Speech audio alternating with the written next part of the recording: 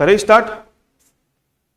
तो हम बात कर रहे हैं बीकॉम फाइनल ईयर की, सेशन 24-25, सेशन 24-25। इसमें आप लोगों को है ना 8 सब्जेक्ट पढ़ने हैं। 8 सब्जेक्ट मतलब Hindi, English, income tax, auditing, management account, indirect tax, principle of marketing और इंटरनेशनल मार्केटिंग। टोटल कितने सब्जेक्ट है? 8 सब्जेक्ट है। अब 8 सब्जेक्ट में अगर मैं बोलूं हिंदी और इंग्लिश को पास करने के लिए आप लोगों को मिनिमम कितने मार्क्स लाने पड़ेंगे? 26-26 लाने पड़ेंगे। ठीक है, अभी स्टार्ट हुई है, कुछ नहीं छूटा आपका। इनकम टैक्स और ऑडिटिंग है ना ग्रुप में, दोनों 75-75 मार्क्स का पेपर होगा। मिनिमम दोनों मिला के आपको कितना नंबर लाना है? 50। मैनेजमेंट अकाउंट और इनडायरेक्ट टैक्स में भी मिनिमम आपको मिलाकर कितना लाना है? 50। और प्रिंसिपल ऑफ मार्केटिंग और इंटरनेशनल मार्केटिंग का भी ग्रुप है, इसमें भी आपको कितना लाना पड़ेगा? 50। ठीक है, हिंदी इंग्लिश में कोई ग्रुप नहीं होता है। अच्छा, आप लोग जैसे फर्स्ट ईयर में थे और सेकेंड ईयर में आए तो आपको कोई सब्जेक्ट सिलेक्ट करने का ऑप्शन नहीं दिया गया था। इस बार आप लोगों के सामने सब्जेक्ट सिलेक्ट करने का ऑप्शन आएगा। ठीक है, ये जो दिख रहा है ना प्रिंसिपल ऑफ मार्केटिंग, इसके ऊपर के जो सब्जेक्ट है 1 से लेकर 6 तक, ये तो कंपलसरी सब्जेक्ट है, मतलब पढ़ना ही पढ़ना है। जो नीचे का 7 और 8 नंबर का दिख रहा है, इसमें आपको ए, बी, सी और डी ऐसे करके 4 ऑप्शन मिलेगा, जिसमें से एक ऑप्शन आपको सिलेक्ट करना है। इसको अपन बोलते हैं मार्केटिंग वाला ग्रुप। 4 ग्रुप मिलेगा, मतलब 2 सब्जेक्ट, जिस ग्रुप का लोगे उसके 2 सब्जेक्ट आपको मिल जाएंगे। ये है मार्केटिंग वाला ग्रुप। मार्केटिंग वाला ग्रुप मतलब इसके अंदर आपको 2 सब्जेक्ट पढ़ने हैं, प्रिंसिपल ऑफ मार्केटिंग और दूसरा इंटरनेशनल मार्केटिंग। एक ग्रुप आएगा बैंकिंग वाला ग्रुप, बैंकिंग वाला ग्रुप जिसमें आपको बैंकिंग के बारे में पढ़ना है, इंश्योरेंस एंड बैंकिंग बोल सकते हो, इंश्योरेंस एंड बैंकिंग ग्रुप, जिसमें इससे रिलेटेड आपको मिलेगा। एक ग्रुप आएगा आपका फाइनेंशियल मैनेजमेंट वाला ग्रुप, मतलब जो शेयर मार्केट, सिक्योरिटी मार्केट, ये सब सुने हो ना आप लोग, उस फाइनेंशियल मैनेजमेंट वाला ग्रुप। ठीक है, और एक ग्रुप आएगा आपका ई कॉमर्स वाला ग्रुप।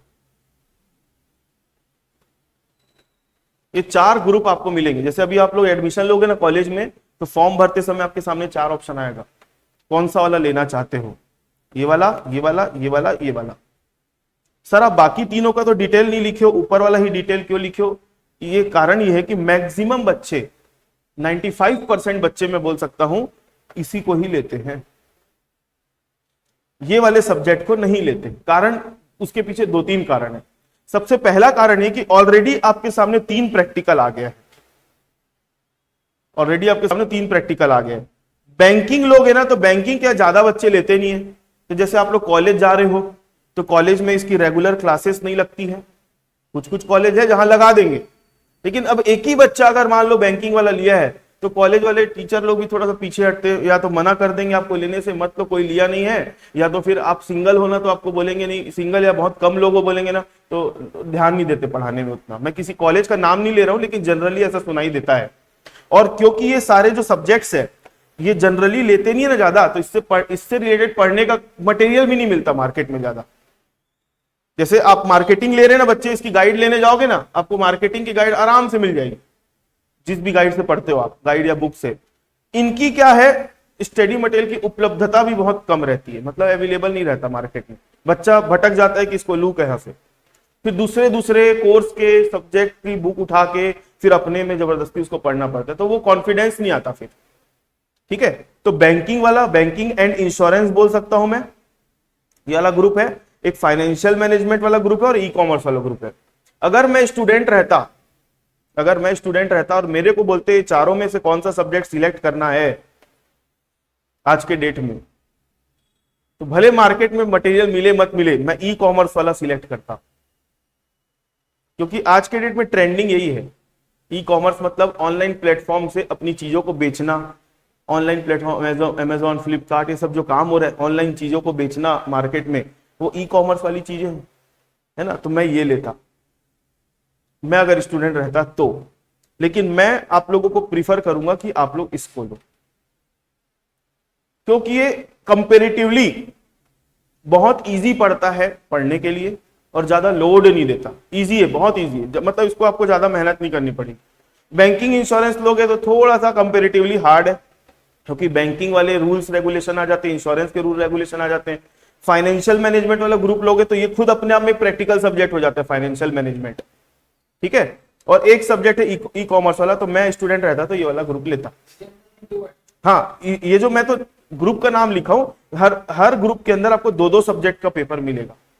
जैसे यहां ये दो नहीं पढ़ोगे ना, तो उसके बदले कोई दूसरा दो पढ़ना पड़ेगा आपको। हाँ, इसमें सिर्फ ये वाला जो है ना फाइनेंशियल मैनेजमेंट, ये प्रैक्टिकल हो जाता है, बाकी सब थ्योरी है, बाकी सब थ्योरी। तो आप लोग इसलिए दिमाग मत लगाओ ज्यादा, बस ये जो सब्जेक्ट दिख रहे हैं आप लोगों को लेने, क्लियर है, ये लेना है आप लोगों को। अब सब्जेक्ट को अगर मैं रैंक दूं सिलेबस वाइज,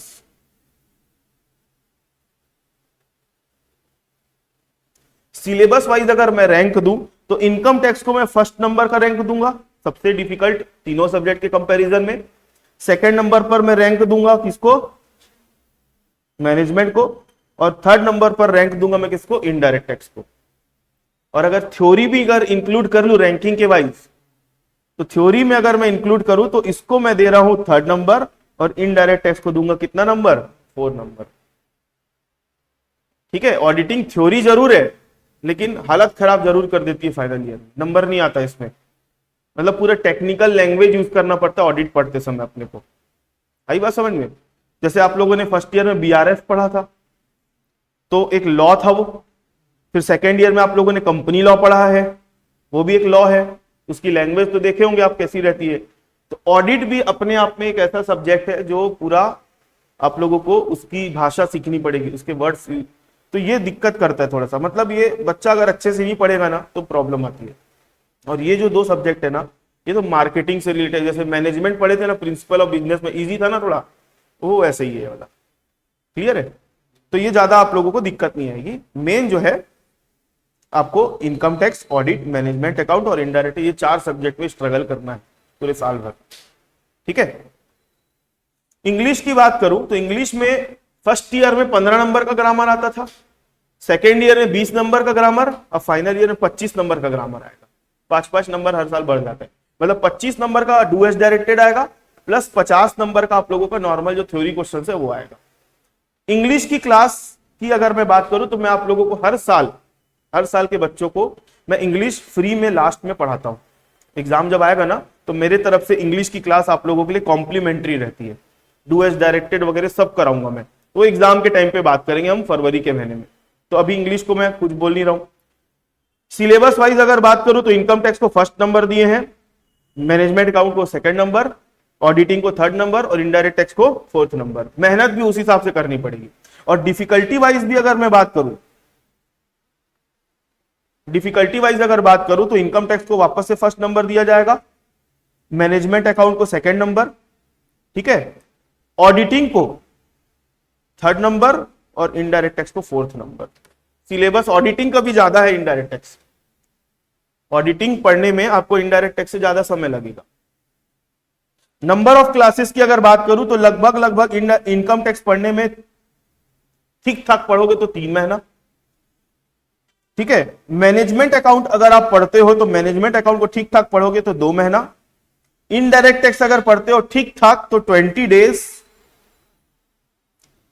ज्यादा ही बोल रहा हूं, 20 दिन बोल रहा हूं, लेकिन 20 दिन आपको क्या, मैं चीजों को दिन में बोल रहा हूं ना, तो आप लोगों को थोड़ा लगेगा 20 दिन में पढ़ी क्या लेंगे इसमें, तो इसलिए उसको मैं काट के 1 महीना लिख रहा हूं। 1 महीना लगता नहीं है वैसे, ठीक है। मैं आपको पिछले 3 साल की रिकॉर्डिंग दिखा दूंगा।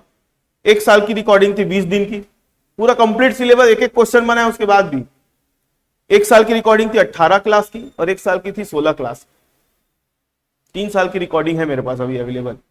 तो चलो इस बार अब कितने दिन जाएगी क्लास, डिपेंड करेगा बच्चों के ऊपर। और ऑडिटिंग पढ़ने में भी लगभग आपको कितना महीना लगेगा, 1 महीना। तो ये आपका बीकॉम फाइनल ईयर का सेशन 24-25 का पिक्चर है, ठीक है। तो अभी क्योंकि आज पहली क्लास है तो मैं किसके ऊपर बात करूंगा, इनकम टैक्स। धीरे से जब अपन फ्लो में आ जाएंगे तो मैनेजमेंट अकाउंट और इनडायरेक्ट टैक्स भी स्टार्ट कर देंगे।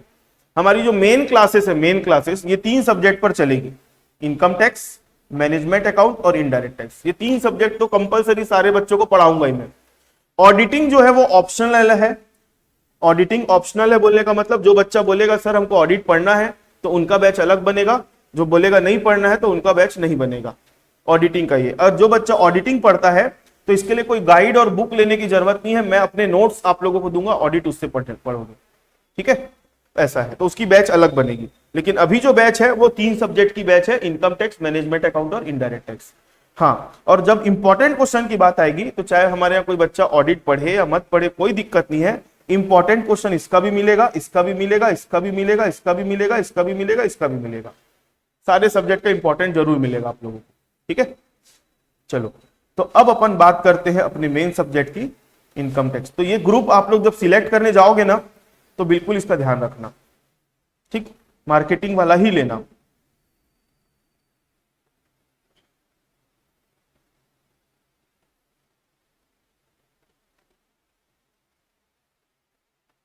इनकम टैक्स,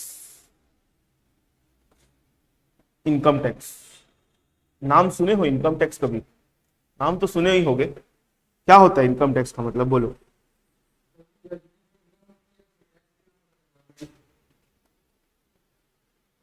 ये बैग में है, ले लो ना। इनकम टैक्स क्या होता है बोलो। हाँ हाँ, ठीक बोल रहे हो। आप क्या जानते हो इनकम टैक्स के बारे में?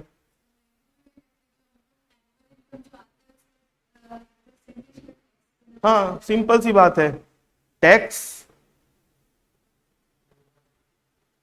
Payable on income of a person is called income tax.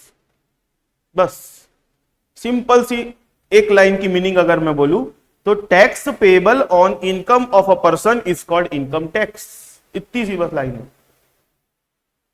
Tax payable on income of a person is called income tax.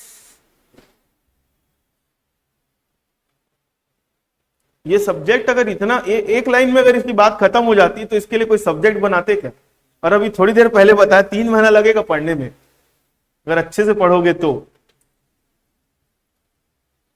इतनी सी अगर लाइन में इसकी बात पूरी हो जाती तो ये सब्जेक्ट पूरा एक बुक नहीं बन जाता अपने आप, है ना। तो सबसे पहले आप लोगों का जो सिलेबस है ना, आप लोगों का जो सिलेबस है, सिलेबस का 80%, 80 भी कम बोल रहा हूं, 85% पोर्शन और 15% पोर्शन इनकम टैक्स को 2 पार्ट में तोड़ दो तो एक पार्ट होता है इनकम और दूसरा पार्ट क्या होता है, टैक्स। तो 85% सिलेबस जो है वो आपसे सिर्फ क्या कैलकुलेट करवाने में लग जाएगा, मतलब पहले तो आपको सामने वाले की इनकम कैलकुलेट करना पड़ेगा। आपका पूरा सिलेबस जो है 85% पूरा इनकम कैलकुलेशन करने में समय खराब हो जाएगा, समय खराब मतलब लगने वाला है।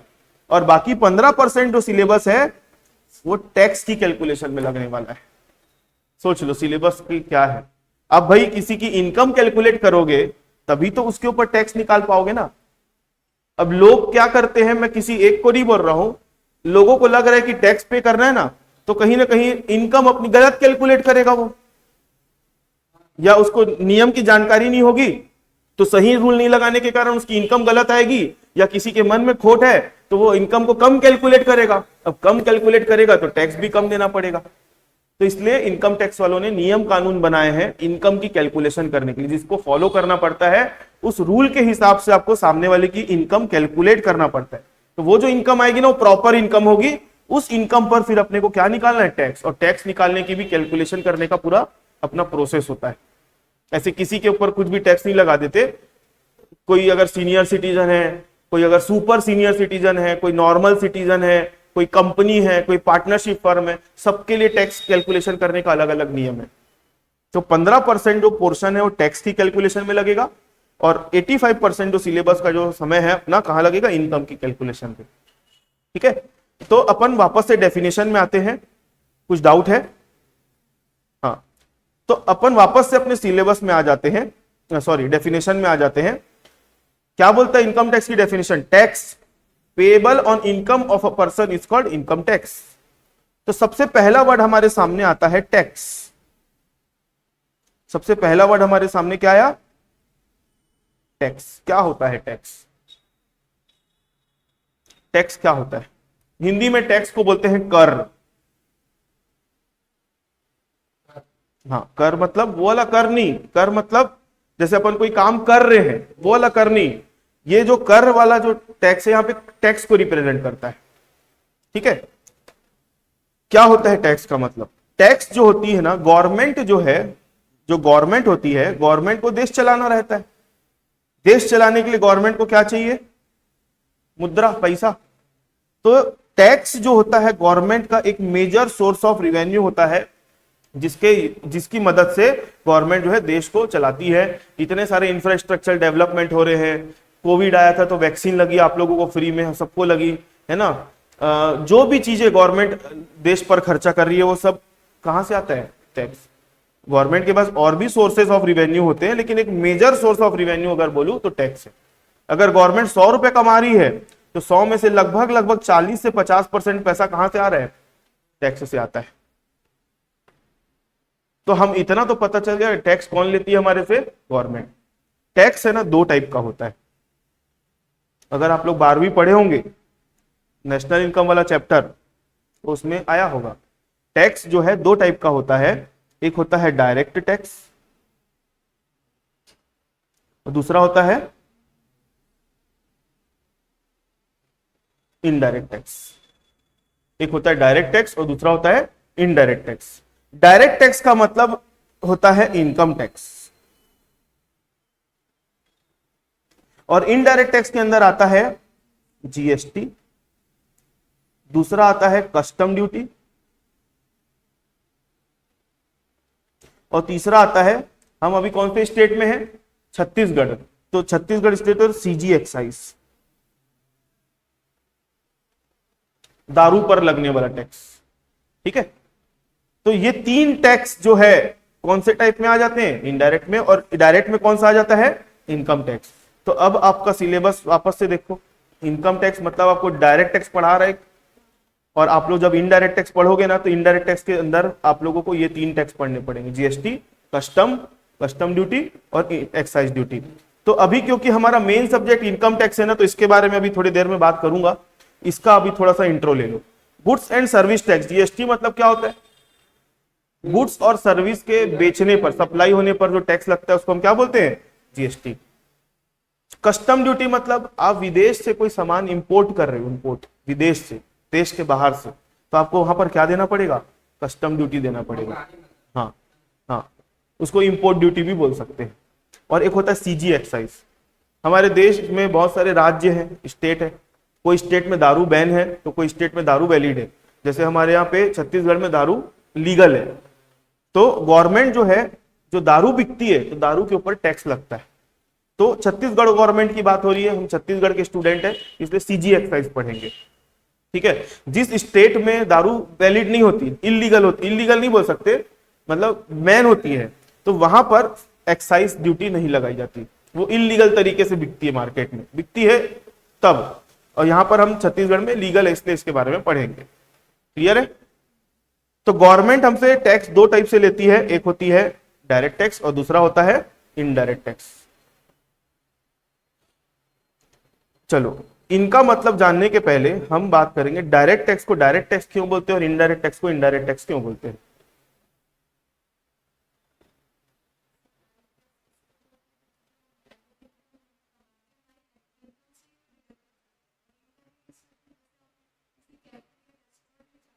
हम्म,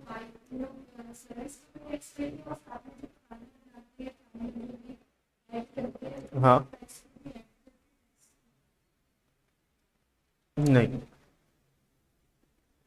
देखो, डायरेक्ट टैक्स और इनडायरेक्ट टैक्स का मतलब क्या होता है? सिंपल सी बात बताऊं, मान लो ये आप हो और ये गवर्नमेंट है। आप साल भर में कहीं से भी कितना भी अगर आपने इनकम कमाया, आपकी जो भी इनकम हुई, और क्या हर लोगों की एक ही जगह से इनकम होती है क्या? कोई इंसान नौकरी करता होगा, कोई बिजनेस करता होगा, कोई कुछ करता होगा, कोई डॉक्टर होगा, कोई वकील होगा, कोई मकान को किराए पर दे के रखा होगा, कोई शेयर बेच के पैसा कमा, मतलब अलग अलग तरीके की इनकम होती है लोगों की। कहीं से भी बंदा अगर पैसा कमा रहा है तो उसकी कमाई हुई इनकम पर गवर्नमेंट को उस आदमी को क्या देना पड़ता है, टैक्स देना पड़ता है। अगर ये नहीं देगा ना टैक्स, तो गवर्नमेंट किसको पकड़ेगी, आके इस बंदे को पकड़ेगी। और टैक्स भी इसको देना है, किससे देना है, अपनी जेब से देना है, किसको, गवर्नमेंट। हाँ, अपनी इनकम कैलकुलेशन कराने के लिए बीच में सीए या एडवोकेट की मदद ले सकता है वो, या टैक्स कंसल्टेंट की। लेकिन अब ये बंदा टैक्स नहीं पटाएगा तो गवर्नमेंट इनके पास नहीं आएगी कुछ बोलने के लिए, भाई तुम क्यों नहीं पटा, ये तो मदद कर रहा है भाई, इसका काम है ना, इसका काम है। गवर्नमेंट को टैक्स लेना है तो गवर्नमेंट किसको पकड़ेगी, इस बंदे को, बोलेगी तुम्हारी इतनी इनकम है ना, फॉर एग्जाम्पल तुम्हारी 10 लाख इनकम है, चलो हमको 10% टैक्स दो, तो कितना होता है, 1 लाख रुपए। तो इस आदमी को, गवर्नमेंट को अपनी जेब में से कितना रुपए देना पड़ेगा, 1 लाख रुपए देना पड़ेगा। तो बताओ गवर्नमेंट के बीच में और उस पर्सन के बीच में कोई है टैक्स देने की बात? मतलब गवर्नमेंट को अगर टैक्स लेना रहेगा, सीधा नोटिस किसको भेजेगी, इसको भेजेगी, इन लोगों को नहीं पकड़ेगी। तो सीए और वकील है, वो सिर्फ एक हेल्प करते हैं कि भाई नियम कानून का इस आदमी को ज्ञान नहीं है, तो चलो हम इसका नियम कानून के हिसाब से काम करवा दें, वो अपनी फीस लेके अलग हो जाते हैं। मतलब गवर्नमेंट अगर किसी को पकड़ेगी तो इसी को पकड़ेगी। तो गवर्नमेंट और इनके बीच में कोई है, तो इसलिए इस टाइप के टैक्स को क्या बोला जाता है, डायरेक्ट टैक्स, जो कि सामने वाले की इनकम पर लिया जाता है। इनडायरेक्ट टैक्स का नाम मतलब समझो, ये आप हो, ये किराना दुकान वाला है, और ये गवर्नमेंट है। आप गए किराना दुकान, 5 रुपए का पार्ले बिस्किट खरीदे, ठीक, पार्ले बिस्किट 5 रुपए का आया। फॉर एग्जाम्पल 5 रुपए के पार्ले बिस्किट में 4 रुपए जो पार्ले बिस्किट की कॉस्ट थी, और 1 रुपए क्या जुड़ा हुआ था, ऐसे करके 5 रुपए आपका गया, ठीक है। अब आप पार्ले बिस्किट ले लिए, ठीक है, ये पूरा पकड़े, पार्ले बिस्किट का 5 रुपए दुकान वाले को दे दिए, और आप कहां गए, अपने घर वापस आ गए। अब गवर्नमेंट को अब देखो, और इस दुकानदार को देखो, ये 1 रुपए का जीएसटी गवर्नमेंट के पास पहुंच गया क्या? ये तो 5 रुपए आप किसको दिए हो, दुकान वाले को ले जाके दिए, गवर्नमेंट को अभी तक मिला थोड़ी है। और दुकान वाला सिर्फ आपको ही माल बेच रहा है क्या, उसके पास तो हजारों कस्टमर आते हैं। तो ऐसे करके दुकान वाला जिसको जो भी सामान बेच रहा है, उसके ऊपर छोटा छोटा अमाउंट क्या कलेक्ट कर रहा है, जीएसटी का पैसा कलेक्ट करते जा रहा है। फिर इकट्ठा महीने में मान लो उसने 50,000 रुपए जीएसटी का कलेक्ट कर लिया, छोटा छोटा अमाउंट करके। फिर महीने के लास्ट में वो क्या करेगा, गवर्नमेंट को ले जाके 50,000 रुपए का टैक्स का क्या कर देगा, पेमेंट कर देगा, गवर्नमेंट को दे देगा। अब बताओ सामान खरीदा कौन, आप, जीएसटी का पैसा किसके जेब से गया, इसके जेब से गया, लेकिन जीएसटी का पेमेंट करने की जवाबदारी किसकी है, दुकान वाली। अगर जीएसटी का पैसा गवर्नमेंट को नहीं मिलेगा तो गवर्नमेंट किसको पकड़ेगी, दुकान वाले को पकड़ेगी। लेकिन लाइबिलिटी पेमेंट करना आपको था, किए भी हो आप, लेकिन पेमेंट गवर्नमेंट को नहीं मिला तो आपको नहीं पकड़ेगी आके, तुम पार्ले बिस्किट खरीदे थे, मेरे को आपका 1 रुपए नहीं मिला, मेरे को 1 रुपए दो, ऐसा नहीं होगा।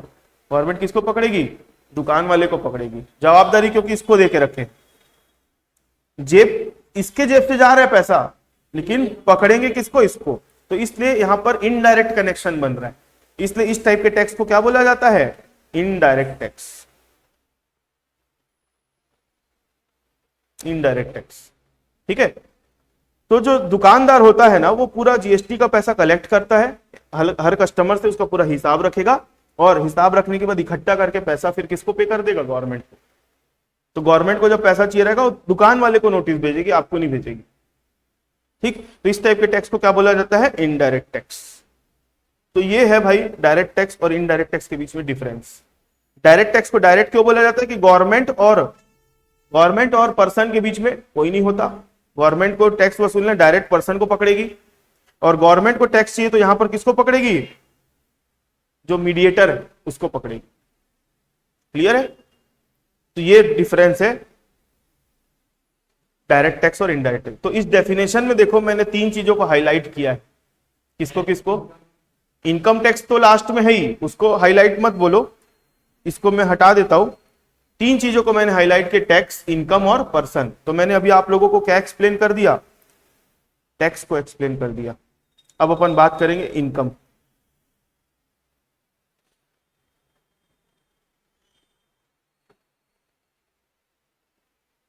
चलो मेरा सवाल आप लोगों से ये है, इनकम मतलब क्या?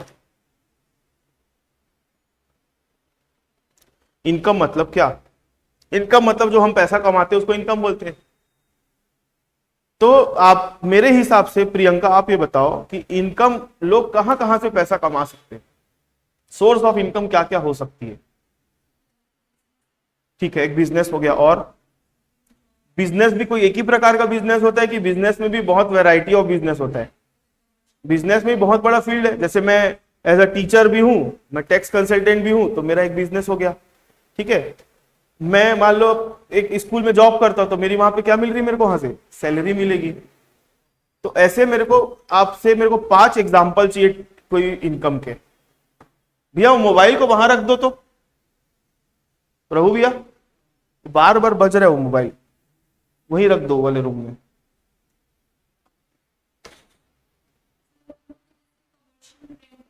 ठीक है, रेंट हो गया पहला। दूसरा, आप बिजनेस भी बोले थे, सैलरी हो गया।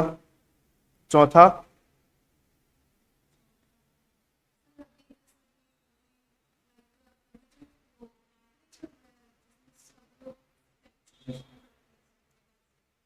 स्पेकुलेशन वाला काम, मतलब ट्रेडिंग बोल लो, शेयर ट्रेडिंग वाला, है ना। और पांचवा, और कहां से इनकम हो सकती है? वो तो पैसा लगाना इनकम थोड़ी है, उससे अगर कुछ कमाओगे तो इनकम है। ठीक है, चलो आपको 4 नाम याद है, आप बताओ मेरे को कोई 5 नाम इनकम के,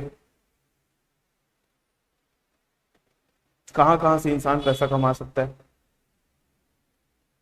एक एग्जांपल अच्छा दिए थे इन्वेस्टमेंट का, इन्वेस्टमेंट करते हैं तो क्या मिलता है हमको वहां से? एफडी कराओगे तो क्या मिलेगा वहां से? शेयर खरीदोगे तो डिविडेंड मिलेगा, वो भी तो इनकम हुई। बैंक में एफडी कराओगे तो वहां से क्या मिलेगा? ब्याज, इंटरेस्ट। ठीक है, और क्या कहां से इनकम हो सकती है? लॉटरी लग जाती किसी को, वो भी तो इनकम है। अभी 2020 मैच हुआ तो फैजल लगाया था 20,000 रुपया, जीत गई इंडिया, 20,000 ये भी जीत गया, तो आपकी इनकम नहीं हुई? शर्त लगा लिए, वो भी तो इनकम है। बैटिंग करना मतलब, है ना, BETTING वाला बैटिंग। और कहां कहां से पैसा कमा सकता है आदमी? रेंट का तो बोल ही दियो आप। और कहां से पैसा कमा सकता है? मेरे पास जमीन थी, 10,000 में, 1 लाख में खरीदा था, आज उसका रेट आ गया 1,50,000 की हो गई, बेच दिया। तो प्रॉपर्टी खरीद के बेच दिया, तो वो भी तो इनकम हुई। तो एसेट को बेच रहे अपन, उससे इनकम हो रही है। उसके बाद और कहां से इनकम हो सकती है? मतलब मैं बोल सकता हूं कि अगर आप सोचने बैठोगे ना तो 500 नाम भी लिख दोगे तो भी कम पड़ जाएगा। गलत बोल रहा हूं? तो अपने को ऐसा सोचना नहीं है। मेरा बोलने का मतलब है, हमारे देश में कितने करोड़ लोग हैं पहले ये बताओ? अप्रोक्सीमेटली 140 करोड़ लोग, है ना। 140 करोड़ लोग में आप 75% लोगों को अलग कर दो, जो पैसा नहीं कमाते, या बच्चे हैं, या बूढ़े हैं, या जो नहीं कमाने वाले लोग हैं। 75% भी ज्यादा बोल दिया, इससे और कम कर लो, 10 करोड़ लोग मान लो जो पैसा कमा रहे हैं हमारे देश में, बाकी लोग नहीं कमाते मान लो। तो ये 10 करोड़ लोग भी कोई कम नंबर होता है क्या? 10 करोड़ भी कोई कम नंबर है? 10 करोड़ मतलब बहुत बड़ी बात है। अब ये 10 करोड़ लोग जो पैसा कमा रहे हैं, क्या हर आदमी एक ही जगह से पैसा कमा रहा होगा क्या? तो ठीक है, पैसा कमा रहा है तो गवर्नमेंट को तो टैक्स चाहिए भाई, तुम पैसा कमा रहे हो तो हमको टैक्स चाहिए। और कमाने वाले कितने लोग हैं? 10 करोड़, मैं अंदाजे से बात कर रहा हूं। अब गवर्नमेंट बोलेगी ठीक है आप अपनी इनकम बताओ, फैजल से पूछे आपकी इनकम बताओ, तो आप बोले मेरा यहां से होता है। आपसे पूछे प्रियंका से तो आपकी इनकम कहां से, आप कुछ और बोल रहे हो। मतलब गवर्नमेंट को अब 10 करोड़ लोग अपना अपना डिटेल भेजना चालू कर देंगे तो 50 प्रकार का इनकम का डिटेल पहुंच जाएगा, गवर्नमेंट पागल हो जाएगी किसका कैसे कैसे क्या क्या करे करके। चलो 150 लोग रहते तो लगा देते आदमी, 10 करोड़ लोगों की इनकम कैलकुलेशन करने में दिमाग खराब हो जाएगा कि नहीं। तो गवर्नमेंट ने अपनी सहूलियत के लिए इनकम को 5 कैटेगरी में डिवाइड करके रखा है। इनकम की कैलकुलेशन करने के लिए कितने कैटेगरी में डिवाइड करके रखा हुआ है? 5 कैटेगरी में। पहली कैटेगरी होती है income from salary, income from दूसरी कैटेगरी होती है इनकम फ्रॉम हाउस प्रॉपर्टी। तीसरा होता है इनकम फ्रॉम बिजनेस और प्रोफेशन। चौथा होता है कैपिटल गेन। और पांचवा होता है इनकम फ्रॉम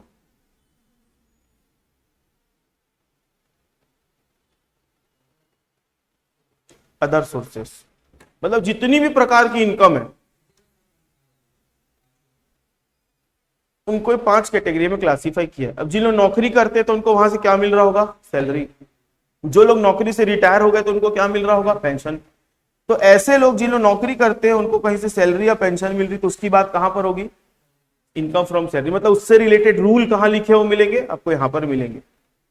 जिन लोग मकान को किराए पर देते हैं, मकान को किराए पर देते हैं और जिनको किराए की इनकम होती है, तो ऐसे लोगों की इनकम के लिए कैलकुलेशन करने के लिए रूल रेगुलेशन कहां लिखा हुआ है, इनकम फ्रॉम हाउस प्रॉपर्टी में। जिन लोग बिजनेस कर रहे हैं या फिर जिन लोग प्रोफेशन में हैं, बिजनेस और प्रोफेशन में फर्क होता है। बिजनेस मतलब जैसे मैं आप लोगों को जब सर्विस प्रोवाइड कर रहा हूं और जो मेरे को अर्निंग होगी, तो वो क्या मेरे लिए बिजनेस है कि प्रोफेशन है, ये मेरा प्रोफेशन है। क्योंकि मैं आप लोगों को क्या प्रोवाइड कर रहा हूं, सर्विस दे रहा हूं, और इस सर्विस को प्रोवाइड करने के लिए मैंने बकायदा अपनी एक पढ़ाई की है, पूरी स्टडी की हुई है, तो उसको मैं क्या बोलूंगा, प्रोफेशन। ठीक है। जैसे अच्छा, प्रोफेशन में कभी कभी लोग कोई गलत चीज समझ लेते हैं कि प्रोफेशन मतलब सर्विस प्रोवाइड करने वाले को प्रोफेशन मान लेते हैं, ऐसा नहीं है। देखो बिजनेस है ना, या तो आप चीजों को खरीद के बेच रहे हो या चीजों को बना के बेच रहे हो, तो वो बिजनेस हो गया। ठीक है। अब यहां पर आप मान लो आप बस में रायपुर से बिलासपुर जा रहे हो, महिंद्रा ट्रेवल की बस है, तो बताओ बस वाला जो आपको क्या सर्विस प्रोवाइड किया कि कोई प्रोडक्ट दिया, सर्विस दिया, तो प्रोफेशन है कि बिजनेस है, उसको जो कमाई हुई प्रोफेशन है कि बिजनेस है। महिंद्रा कंपनी जो है, वो जो बस से सर्विस प्रोवाइड कर रही है आपको ट्रेवलिंग की, वो महिंद्रा कंपनी के लिए बिजनेस है। लेकिन उस बस को जो चला रहा है ना ड्राइवर, तो ड्राइवर जो है वो नौकरी कर रहा है तो सैलरी मिल रही होगी, सैलरी नहीं मिल रही होगी, पार्ट टाइम काम कर रहा होगा, तो उसके लिए ड्राइवर प्रोफेशन में, ड्राइवर जो है क्योंकि उसके लिए स्किल चाहिए। महिंद्रा ट्रेवल का कंपनी का मालिक नहीं चला रहा है बस, वो तो आपको क्या कर रहा है, सर्विस दे रहा है। तो मतलब बिजनेस जो होता है ना, बिजनेस वो प्रॉफिट मोटिव का होता है, प्रोफेशन भी प्रॉफिट मोटिव का होता है, लेकिन प्रोफेशन में सर्विसेज इन्वॉल्व होती है। जैसे कोई ब्यूटी पार्लर वाला सर्विस दे रहा है अपना, तो ब्यूटी पार्लर वाला सर्विस दे रहा है तो वो क्या आपके लिए प्रोफेशन है, क्योंकि उसने बकायदा उसके लिए ट्रेनिंग ली हुई है। क्लियर है। तो तीसरा इनकम होता है इनकम फ्रॉम बिजनेस और प्रोफेशन। तो इनसे रिलेटेड रूल्स रेगुलेशन यहां पर देखने को मिलेंगे अपने को। कैपिटल गेन, कैपिटल गेन का मैंने एग्जांपल दिया था कि जमीन खरीदे, प्रॉपर्टी खरीदे, एसेट खरीदे, रेट बढ़ गया, बेच दिए। आपने मकान खरीदा था 10 साल पहले, आज थोड़ा सा आपको जरूरत है, बड़ा मकान लेना है, जो भी है, आप मकान बेच दिए, तो आपको एसेट बेचने से अगर कहीं पे फायदा हो जा रहा है तो उसको हम क्या बोलेंगे, कैपिटल गेन। अब ऐसी कोई भी इनकम जिसके लिए रूल यहां पर नहीं बने हुए हैं, जिसके लिए रूल यहां पर भी नहीं बने हुए, जिसके लिए रूल यहां पर भी नहीं बने, जिसके लिए रूल यहां पर भी नहीं बने, मतलब जिसके लिए सारे लोग दरवाजा बंद करके बैठ गए, ऐसी इनकम जिसकी कोई हेड नहीं होती, उसके लिए कौन होता है, अदर सोर्सेस। ये जो मैंने 5 लिखा ना, इसको बोला जाता है हेड्स ऑफ इनकम। इसको क्या बोला जाता है, इनकम के हेड्स, हेड्स ऑफ इनकम। हाँ, मतलब इनकम फ्रॉम सैलरी एक हेड है अपने आप में, है ना। Income from house property, income from business profession, capital gain और इनकम फ्रॉम अदर सोर्सेस। ऐसी कोई भी इनकम जिसके लिए बाकी हेड दरवाजा बंद करके रखे हैं, तो उसके लिए दरवाजा किसका खुला रहेगा, अदर सोर्सेस। मतलब ऐसी कोई इनकम जो सैलरी भी नहीं है, ऐसी कोई इनकम जो रेंट भी नहीं है, ऐसी कोई इनकम जो बिजनेस से भी रिलेटेड नहीं है, ऐसी कोई इनकम जो कैपिटल गेन से भी रिलेटेड नहीं है, तो उसके लिए आपको रूल कहां देखने को मिलेगा, अदर सोर्सेस। फॉर एग्जांपल ब्याज, interest, for example dividend, for example lottery, for example शर्त वाला पैसा, फॉर एग्जांपल आपके घर में छापा पड़ गया, 2 करोड़ रुपए निकल गया, पता नहीं चल रहा है कहां से कमाए क्या कमाए, तो सब कहां जाएगा, सैलरी है क्या 2 करोड़ मिला आपके घर में? नहीं, बिजनेस आपने बताया नहीं तो बिजनेस कैसे मान लोगे उसको? तो ऐसी कोई भी इनकम जिसके लिए कोई हेड नहीं होता, उसके लिए कौन सा हेड खुला हुआ है? Other sources. तो आप लोगों को इनकम के बारे में क्लियर हो गई? अच्छा, कोई एक इंसान है, उस एक इंसान को मल्टीपल हेड से इनकम हो सकती है। जैसे मैं अपनी बात बताऊं तो मैं ना, हमारे भाई की एक फर्म है, पायोनियर इंजीनियरिंग प्राइवेट लिमिटेड नाम की कंपनी है, वहां मैं जॉब करता हूं, तो वहां से मेरे को सैलरी मिलती है। तो जो पैसा मेरे को आएगा उसको मैं कौन सी इनकम बोलूंगा? इनकम फ्रॉम सैलरी बोलूंगा कि नहीं, है ना? तो उसकी कैलकुलेशन में as per income from salary में जो रूल दिए हुए उसके हिसाब से करूंगा। मेरा एक मकान है, उसको मैं किराए पर देके रखा हुआ हूं, तो किराए पर देके रखा हूं तो मेरे को वहां से रेंट भी मिलता है, तो उसको मैं कौन से रूल के हिसाब से कैलकुलेशन करूंगा? इनकम फ्रॉम हाउस प्रॉपर्टी के हिसाब से। मेरा 2 बिजनेस है, एक टैक्सेशन का बिजनेस है और दूसरा कोचिंग का बिजनेस है, तो वहां से मेरे को इनकम होती है, तो उसको मैं जोड़ूंगा, तो उसको मैं कौन सी हेड में लूंगा? इनकम फ्रॉम बिजनेस प्रोफेशन में। ठीक है। मेरे पास कुछ एसेट्स होते हैं, जैसे शेयर खरीदने बेचने का भी काम करता हूं मैं, तो शेयर मेरे पास पिछले साल 3 साल पहले खरीदा था टाटा मोटर्स का, 250 रुपए में खरीदा था, आज वो 1000 रुपए पार हो गया, बेच दिया, तो मेरे को कमाई हो गई अच्छी खासी। तो मेरे को जो इनकम हुई, कहां लूंगा उसको? Capital gain. बैंक में मेरा एफडी किया हुआ है 10 लाख रुपए का, वहां से मेरे को ब्याज मिलते रहता है, तो ब्याज की इनकम को कहां लूंगा मैं? मतलब मैं अकेला इंसान हूं, मेरे को 5 हेड से इनकम हो रही है। जरूरी नहीं कि हर इंसान को 5 हेड से इनकम हो, और जरूरी नहीं हो कि किसी भी एक इंसान को एक ही हेड से इनकम हो। मल्टीपल, जैसे मान लो आपका, अगर मैं डिटेल निकालू, आपका हो सकता है 2 ही हेड से इनकम आए, आपका निकालू आपकी 3 हेड से इनकम आए, मेरी बात करूं तो मेरी 5 से आ रही है। मेरा बोलने का मतलब है कि किसी भी इंसान को किसी भी तरीके से इनकम हो सकती है ना? तो इसको अपन जब सबका टोटल मार दोगे ना, तो ये जो आएगा ना, इसको बोलेंगे इनकम। ठीक है। इसके ऊपर गवर्नमेंट आपसे क्या लेगी? टैक्स लेगी। आई बात समझ में? तो मैं एक छोटा सा सवाल अगर आपसे पूछूं कि इनकम मतलब क्या, इनकम के अंदर इनकम के हेड्स कितने होते हैं? 5। पहला income from salary, house property, business profession, capital gain और अदर सोर्सेस। और ये 5 हेड को सीक्वेंस में ही रखना है, हमेशा आगे पीछे नहीं कर सकते, सीक्वेंस में ही रखना है, अलग अलग नहीं कर सकते इसको। क्लियर है? चलो, तो मैं डेफिनेशन जो आप लोगों को दिखाया था उसमें मैंने 3 वर्ड्स को हाईलाइट किया था, टैक्स, इनकम और पर्सन। तो टैक्स मैंने बता दिया, इनकम भी बता दिया, अब बात करेंगे पर्सन की।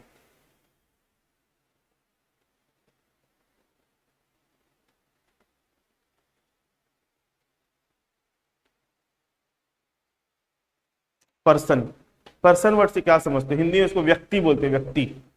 तो क्या होता है बताओ व्यक्ति? पर्सन। आप एक पर्सन हो कि नहीं? आप पर्सन हो कि नहीं? मैं भी एक पर्सन हूं। हम अपनी जनरल भाषा में पर्सन मतलब किसी फिजिकल एग्जिस्टेंस वाले आदमी को हम पर्सन बोलते हैं, लेकिन कानून के नजर में सिर्फ इंसान ही पर्सन नहीं होते, और लोग भी पर्सन होते। पिछले साल आप लोगों ने कंपनी लॉ पढ़ा था, कंपनी के लॉ की कैरेक्टरिस्टिक, कंपनी की डेफिनेशन के बाद कंपनी की कैरेक्टरिस्टिक थी, company is a artificial legal person. मतलब कंपनी कहीं दिखेगी क्या आपको? कंपनी की बिल्डिंग दिख जाएगी आपको, कंपनी का बोर्ड लगा दिख, लेकिन कंपनी दिखेगी? वो आत्मा है, कंपनी दिखेगी नहीं। लेकिन कानून के नजर में कंपनी एक इंसान नहीं, पर्सन है, पर्सन व्यक्ति है, लीगल पर्सन है, और लेकिन आर्टिफिशियल है, क्रिएटेड बाय लॉ, है ना? अपन लोग जो है नेचुरल बर्थ से आए हैं और नेचुरल प्रोसेस से ही मर जाएंगे, लेकिन कंपनी जो बनती है वो आर्टिफिशियल पर्सन होती है, लॉ से ही आती है और लॉ से ही जाएगी। ठीक है। कंपनी होती है लेकिन दिखती नहीं, उसका फिजिकल एग्जिस्टेंस नहीं होता, लेकिन कोर्ट में केस करने जाओगे ना तो कंपनी के नाम से केस होगा, कंपनी अपने नाम से आपके ऊपर केस कर सकती है। ठीक है। कंपनी के पास बहुत सारी ऐसी फैसिलिटी होती है जो नेचुरल पर्सन उसका एंजॉय करता है, उसका बेनिफिट। जैसे फॉर एग्जांपल बैंक में अकाउंट खुलवाना है, आप जाना अपने नाम से बैंक में अकाउंट खुलवा सकते हो, कंपनी के नाम से भी बैंक में अकाउंट खुल जाएगा। ठीक है। लेकिन कंपनी कोई इंसान नहीं होती, लेकिन कंपनी एक पर्सन होती है। तो गवर्नमेंट को सिर्फ इंसानों से मतलब नहीं है, कंपनियों से भी मतलब है। आर्टिफिशियल पर्सन, ऐसे लोगों से भी पैसा लेगी जो तुम आर्टिफिशियल हो रह के भी काम कर रहे हो। दूसरा एक एग्जांपल दूं तो पार्टनरशिप फॉर्म। पार्टनरशिप फर्म तो पार्टनर लोग मिलके पार्टनरशिप फर्म बनाए, है ना, लेकिन जो फर्म है ना, फर्म वो भी क्या है, एक पर्सन, फर्म। ठीक है। एक आप लोग नाम सुने होंगे, हिंदू अनडिवाइडेड फैमिली, नाम सुने हो, हिंदू अनडिवाइडेड फैमिली, HUF। यहां पर जैसे मैं सारा चीज अभी लिख कर बताऊंगा, HUF जो होता है ना, हिंदू अनडिवाइडेड फैमिली, वो भी एक पर्सन होता है। जैसे बॉडी ऑफ इंडिविजुअल सुने होंगे, BOI, वो भी एक पर्सन होता है। मैं सबका मतलब बताऊंगा, तो पहले लिख लूं, उसके बाद एक्सप्लेन कर रहा हूं। तो पर्सन का मतलब सिर्फ नेचुरल पर्सन नहीं होता है, पर्सन का मतलब artificial as well as natural person सब होता है। तो पहला देखो, सबसे पहले अगर मैं बात करूं,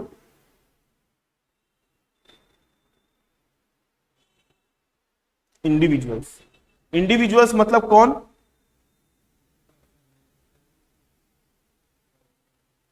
नेचुरल, हम लोग कौन है, पर्सन तो है, लेकिन पर्सन में कौन से कैटेगरी के पर्सन है, इंडिविजुअल्स है हम लोग। ठीक है, मैं कोई भी चीज लिख रहा हूं अपने मन से नहीं लिख रहा हूं, सारा जो चीज है लॉ के हिसाब से लिख रहा हूं। दूसरा होता है HUF, हिंदू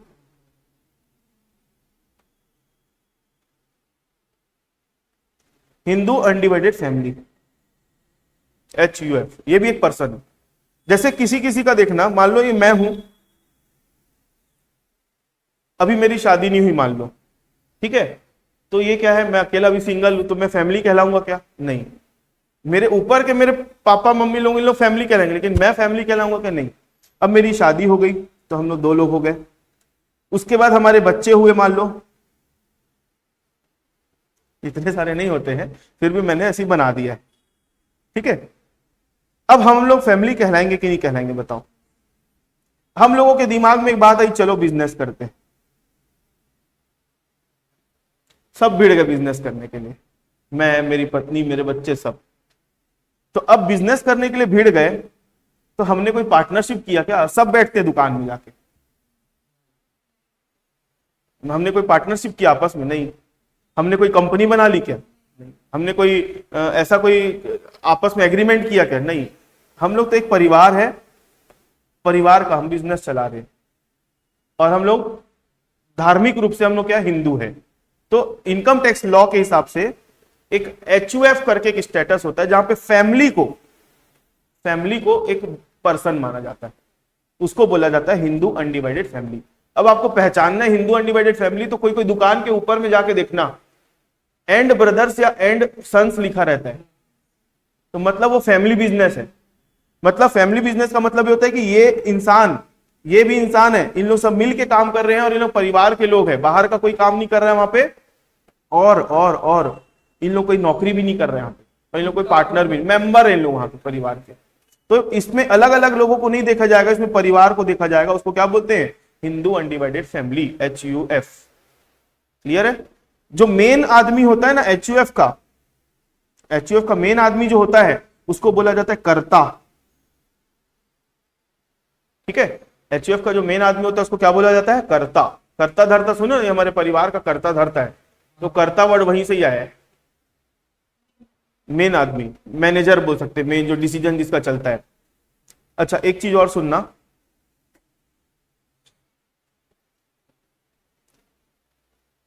अगर मैं इंडिविजुअल की डेट ऑफ बर्थ की बात करूं, इंडिविजुअल की डेट ऑफ बर्थ क्या होगी, जिस दिन वो पैदा हुआ है उसकी डेट ऑफ बर्थ होगी।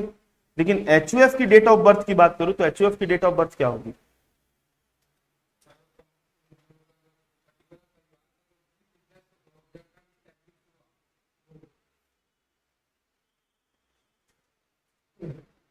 शादी की डेट। परिवार कब बनता है, शादी होने के बाद। तो शादी की जो डेट होती है ना, वो डेट, जैसे आप पैन कार्ड बनाने जाओगे ना, पैन, हाँ हाँ, नहीं, फैमिली आपसे स्टार्ट होगी, ऐसा है। आप हेड हो तो आपके आगे की, अगर आपके ऊपर वाले को लोगे तो वो उनकी फैमिली है, आपकी फैमिली थोड़ी है। हाँ, ऐसा है। तो यहां पर जो डेट ऑफ बर्थ लिया जाता है, यहां पर HUF के लिए डेट ऑफ मैरिज को देखा जाता है, और इंडिविजुअल के लिए तो जो एक्चुअल डेट ऑफ बर्थ है वो लिया जाता है ना। ये जनरल नॉलेज की चीजें बता रहा हूं मैं आपको। चलो, इतना समझ में आया इंडिविजुअल और HUF का मतलब। तीसरा होता है पार्टनरशिप फर्म।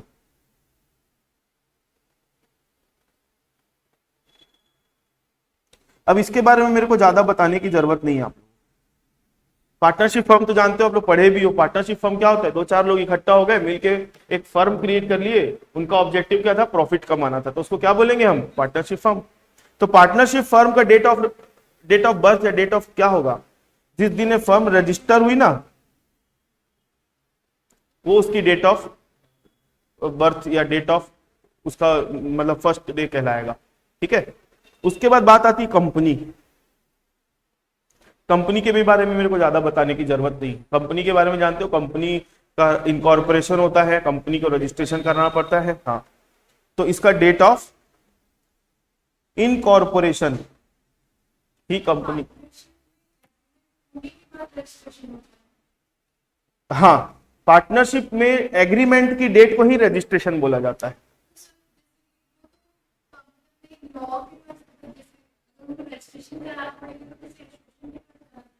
देखो क्या होता है नॉर्मली पार्टनरशिप फर्म का क्या होता है, जैसे मान लो 3 लोग हैं, ए, बी और सी। इन तीनों पार्टनरशिप में आना चाहते हैं, तो इन लोगों ने अपना एक पार्टनरशिप डीड बनवाया। पार्टनरशिप डीड में उन लोग एक डेट डाल देते हैं कि ये जो डेट है ना, इस दिन से हमारा फर्म चालू हो रहा है, तो वही मेन डेट होगी। ठीक है। फिर ये डीड को लेके इन लोग है ना रजिस्ट्रार ऑफ फर्म के पास भी जा सकते हैं रजिस्ट्रेशन कराने के लिए। तो रजिस्टर, हाँ, तो उसका एक सर्टिफिकेट अलग मिलता है, तो डेट ऑफ इनकॉर्पोरेशन होगा। लेकिन डीड जो है, ये पार्टनरशिप डीड जो होती है वो मेन डेट होती है कि जिस दिन से तुम्हारा पार्टनरशिप बिजनेस एग्जिस्टेंस में, डीड बन गई ना, उस दिन से पार्टनरशिप बिजनेस का काम चालू हो जाता है। रजिस्ट्रेशन कराना ऑप्शनल होता है।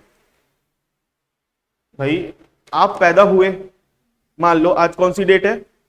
2 जुलाई। तो 2 जुलाई 2005 को आप पैदा हुए। मान लो 5 वाले हो कि 6 वाले हो? आप लोग 7 वाले हो। 7 वाले हो? क्या वाले हो?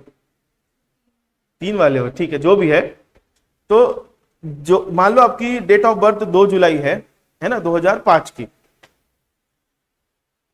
आपने अपना डेट ऑफ बर्थ का, अब पैदा तो हो गए हो, अपना अब registration date of birth certificate नहीं बनवाया, तो क्या जिस दिन बर्थ सर्टिफिकेट आएगा आपका, तो वो आपकी डेट ऑफ बर्थ होगी? जिस दिन आप पैदा हुए वही डेट होगी ना। तो वही पार्टनरशिप के साथ हो रहा है। भाई आप रजिस्ट्रेशन करा रहे हो, लेकिन पैदा तो पहले से हो गए हो, तो जिस दिन पैदा हुए, जिस दिन पार्टनरशिप फॉर्म बना, वही डेट ऑफ। हाँ, तो रजिस्ट्रेशन का सर्टिफिकेट भले बाद की डेट में मिलेगा, लेकिन उसमें मेंशन रहेगा कि पार्टनरशिप डीड जो है, पार्टनरशिप फॉर्म में कब से एग्जिस्टेंस में आ गई है। ठीक है। रजिस्ट्रेशन कराना जो होता है ऑप्शनल होता है। आप बर्थ सर्टिफिकेट मत बनवाओ ना, क्या दिक्कत है? तो क्या आपको पैदा नहीं हुआ ऐसा मान लेंगे क्या? ऐसा नहीं होता ना, आप तो आ गए ना एग्जिस्टेंस में। चलो, उसके बाद बात आती कंपनी की। तो कंपनी का पहले से बनाया नहीं जाता। कंपनी रजिस्ट्रेशन होती है उसी दिन से उसका काम चालू होता है, उसके पहले कंपनी के नाम से काम नहीं कर सकते आप। तो कंपनी का जो डेट ऑफ इनकॉर्पोरेशन है वही डेट ऑफ मतलब बर्थ उसका कहलाएगा। ठीक है। कंपनी, देखो ये 4 चीज मैंने आप लोगों को बताया ना कहीं आप लोगों ने नाम सुना होगा। HUF आप लोगों के लिए नया था थोड़ा सा। अब मैं कुछ चीजें ऐसी बताने जा रहा हूं, आप लोगों ने पहले नाम नहीं सुना उसका। एक नाम है बॉडी ऑफ इंडिविजुअल्स।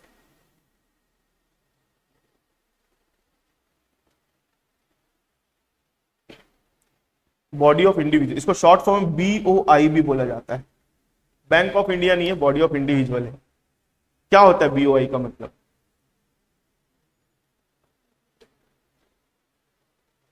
अभी कौन सा महीना चल रहा है? जुलाई का। अगस्त लास्ट या सितंबर फर्स्ट वीक में गणेश चतुर्थी आएगा, जब गणेश जी की मूर्तियां बैठाते हैं। तो मतलब मैं वो बता रहा हूं, एग्जांपल दे रहा हूं बॉडी ऑफ इंडिविजुअल को समझाने के लिए। तो गणेश जी का जो ऑर्गेनाइजेशन होता है पूरा, उसके मान लो कहीं पे हमारे मोहल्ले में गणेश जी को विराजमान कराना है, तो हम लोग मिलके ना एक ग्रुप बनाए।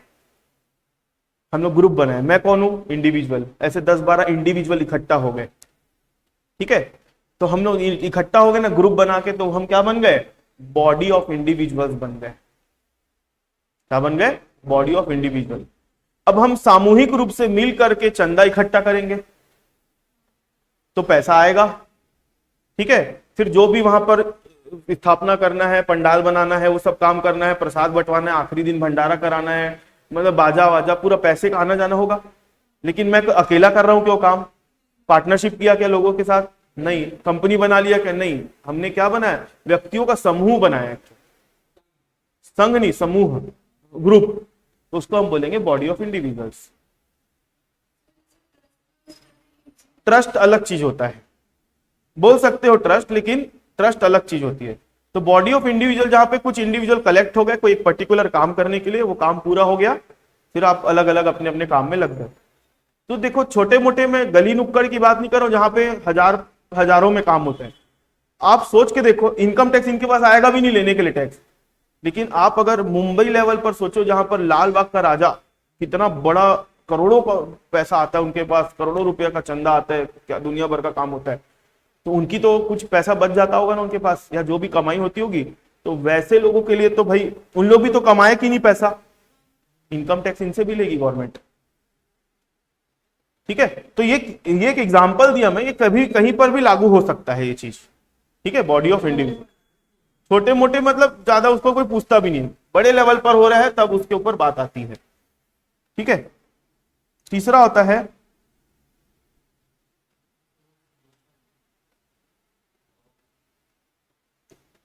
Association of person.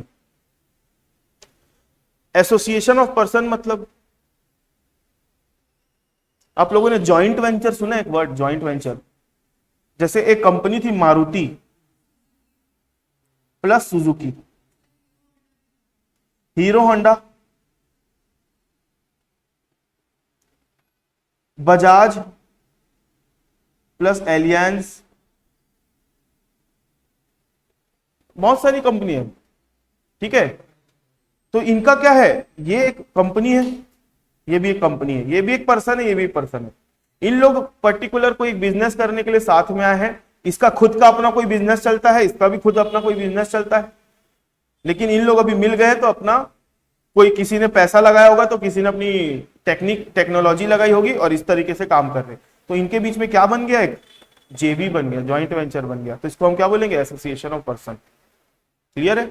जैसे आप लोगों ने ट्रस्ट सुना होगा, समितियां सुनी होगी, वो इस कैटेगरी में आता है, एसोसिएशन ऑफ पर्सन की कैटेगरी में। ठीक है, नहीं भी लिखोगे तो चलेगा, ये जो पूरा पीडीएफ है ना, मैं आप लोगों को शेयर कर दूंगा। नहीं, ये जो मैं लिख रहा हूं ना पूरा, ये पीडीएफ है, मैं आप लोगों को एक ग्रुप बना दूंगा, ग्रुप में डेली बेसिस पे पीडीएफ डाल दूंगा। जो भी मेरा नोट्स होता है ना, मैं आप लोगों को एक झलक दिखा देता हूं नोट्स की। ये देखो, ये दिख रहा है, ये पूरा मेरा है ना, अभी आप लोगों को पढ़ाऊंगा ना, तो ये तो पुराने नोट्स है, ये नहीं दूंगा मैं आप लोगों को। मैं नया जो आप लोगों को पढ़ाते पढ़ाते बनवाऊंगा ना, पूरा मैं बच्चों के साथ शेयर कर देता हूँ।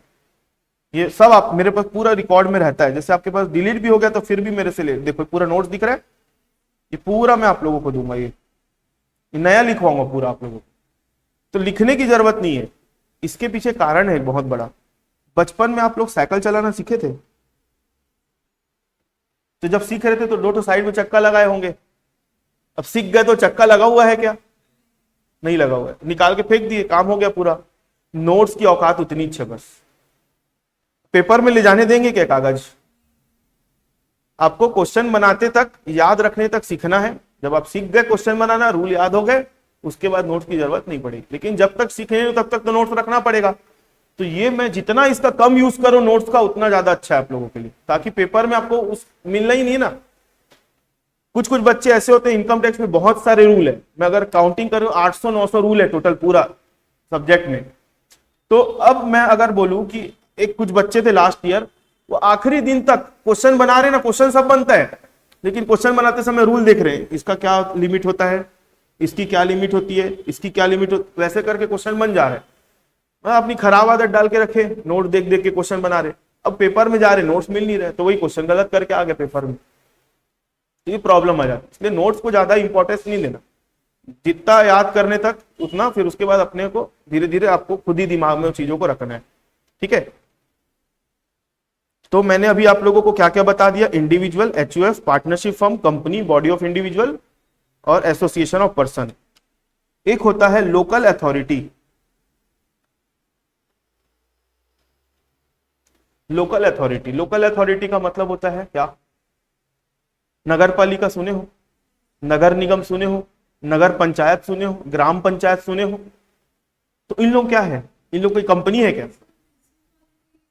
म्युनिसिपैलिटी या म्युनिसिपल कॉर्पोरेशन। मेरा बोलने का मतलब है, लोकल अथॉरिटी का मतलब ये होता है ये कोई कंपनी नहीं होती, ये कोई पार्टनरशिप फर्म नहीं होता, लेकिन इन लोगों की कमाई जरूर हो रही है। कैसे? आपका घर है तो आप टैक्स पटाते हो। नगर पालिका, नगर निगम कोई गवर्नमेंट नहीं होती है, वो लोकल अथॉरिटी होती है, इतनी बात याद रखना। गवर्नमेंट मतलब स्टेट गवर्नमेंट और सेंट्रल गवर्नमेंट। और जो म्युनिसिपैलिटी होती है ना, म्युनिसिपल कॉर्पोरेशन, वो गवर्नमेंट नहीं होती, गवर्नमेंट के जैसे काम करती है लेकिन गवर्नमेंट नहीं होती है, लोकल अथॉरिटी होती है। आप लोग जो टैक्स पटाते हो वहां से फंड आता है गवर्नमेंट से उनके पास, जैसे कमी पड़ गई तो गवर्नमेंट से फंड आएगा, लेकिन लोकल लेवल पर काम कर रही है तो वो गवर्नमेंट नहीं होती है, उसको लोकल अथॉरिटी बोला जाता है। सरकार के जैसे काम करती है लेकिन सरकार नहीं होती। ठीक है, सरकार किसको बोलेंगे? स्टेट गवर्नमेंट और सेंट्रल गवर्नमेंट, बस इतना ही है। लोकल अथॉरिटी की कैटेगरी में आती है। अब लोकल अथॉरिटी मतलब स्थानीय सत्ता, हिंदी में बोलते हैं इसको स्थानीय सत्ता, मतलब इसके अंदर म्युनिसिपल कॉर्पोरेशन आता है। एक एग्जांपल ले रहे हैं कि म्युनिसिपल कॉर्पोरेशन मतलब नगर पालिका को कहां कहां से इनकम होती है। जैसे रायपुर नगर निगम की बात करें, उसको कहां कहां से इनकम हो रही होगी बताओ? वो तो सीएसईबी को जाता है भाई, बिजली बिल पटाते हो तो सीएसईबी को मिल रहा है ना, नगर पालिका थोड़ी लेती है आपसे। उसको मिल रहा है टैक्स, पानी का टैक्स, मकान का टैक्स लेती है आपसे। नगर पालिका के गार्डन्स होते हैं, वहां पे मान लो एंट्री फीस है तो एंट्री फीस से कमाई। नगर पालिका की स्कूलें चलती हैं, नगर पालिका के हॉस्पिटल्स होते हैं, जिला अस्पताल सुने हो ना आप लोग, निगम का होता है अस्पताल। फिर नगर पालिका या नगर निगम का दुकानें होती है, आप चले जाना, ये लाइन से कॉम्प्लेक्स बना हुआ है, निगम का होता है वो, वहां से उनको किराया आता है।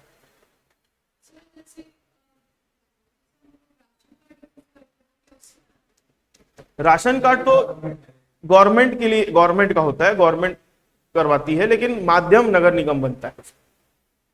ठीक है, आपका काम करवा के देगा निगम, लेकिन काम करवाती अल्टीमेटली कौन है? गवर्नमेंट। ठीक है, तो मेरा बोलने का मतलब लोकल अथॉरिटी में आ जाता है कौन? नगर पालिका, नगर निगम, नगर पंचायत, ग्राम पंचायत, ये सब।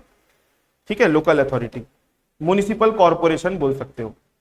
और एक होता है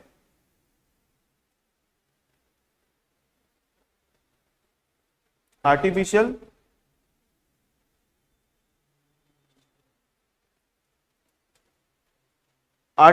juridical person. Artificial juridical person, ये भी एक प्रकार का पर्सन होता है। तो इसका मतलब क्या होता है? सुने हो कभी नाम? पंडित रविशंकर यूनिवर्सिटी सुने हो? वो कोई कंपनी है? वो कोई गवर्नमेंट है? वो यूनिवर्सिटी है। वो कोई पार्टनरशिप फर्म भी नहीं है, निगम भी नहीं है, तो वो क्या है? हाँ, सीए का एसोसिएशन हो गया, सीएमए का एसोसिएशन हो गया, छत्तीसगढ़ माध्यमिक शिक्षा मंडल हो गया, है ना, सीबीएसई हो गया, सेंट्रल बोर्ड ऑफ क्या बोलते हैं, सेकेंडरी एजुकेशन, ये सब क्या? Artificial juridical person. ये कोई कंपनियां नहीं है,